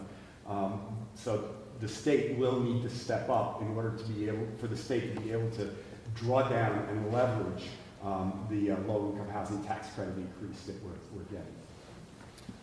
I just wanted to mention one other point I forgot, that in the table that was talking about the criminalization of people, well, as we know, the Trump administration's executive order on the institutionalization, criminalization of unhoused and of groups that do harm reduction work. I think along the lines of what we were talking about earlier, being sure that this session, there's a lot of conversations about public safety and making sure that legislators understand and appreciate that housing for people is public safety, you know, and that when they're moving forward with changes to the retail theft statute or other criminal laws that will put the folks that we work with in further danger beyond what the Trump administration is already doing, that we can collectively point out that somebody being unhoused is not a crime, and it shouldn't be. And so that the opposite should happen, which is that we should promote public safety by providing more housing and making sure that people have shelter. So I think that public safety continues to be an issue in the State House, and we've seen in the last few years things going in a somewhat, from my perspective, uncomfortable direction in terms of looking toward criminalization as a solution to societal problems. And we see that in the work that I do around drug policy, but we're seeing the exact crossover into housing policy. So I think we have to be a strong voice against that. And in the opposite, will help promote what we're doing, which is true public safety. So, any other questions, comments? No? Okay. Cool. Well, thanks, Sean. Thank you. So we will be in touch throughout the fall around the legislative agenda for this upcoming session, our strategies. Again, as usual, we'll have tons of materials for ways that you all can get involved in as easy a way as possible. You know, we'll have talking points, we'll have sample LTEs, sample letters to legislators, et cetera, that will get you all, and we'll have kind of a cadence of when we're hoping to have those going into legislators throughout the fall. So please stay tuned. We'll probably talk about this more in the upcoming next month's HHAB virtual membership meeting. So thanks. I'll turn it over to Sarah. All right, Molly and Grace, do we have our bingo cards? Can we, all right. Oh, and they even rigged a little bag for us. Perfect. All right, this is how we're gonna wrap up. First of all, I just wanna say thank you so much. It's no small feat to give a full day to be here, to have this conversation together in the same room and to travel here. So thank you for that. And I'm looking forward to what's next for us. And how many t-shirts do I get to give away, Frank? What? So many. Oh my gosh. Never ask Frank how many. I know, I should just have a t-shirt good. All right, so the first t-shirt goes to Lee Trapini from Springfield Supported Housing. All right. I think he's got the t-shirts here. You can come get your size. All right, and the second t-shirt goes to Ann Merrill. Is Ann here? All right. Is Ann here? I don't know. Okay, well, if Ann's here, too bad for her. All right. All right, the next t-shirt goes to Brianna Caddy from Vermont State Housing Authority. All right. It might just be all of them, but all right, we'll just keep going anyway. It's more fun this way. All right, and then this is Moad Raleigh. All right, very good.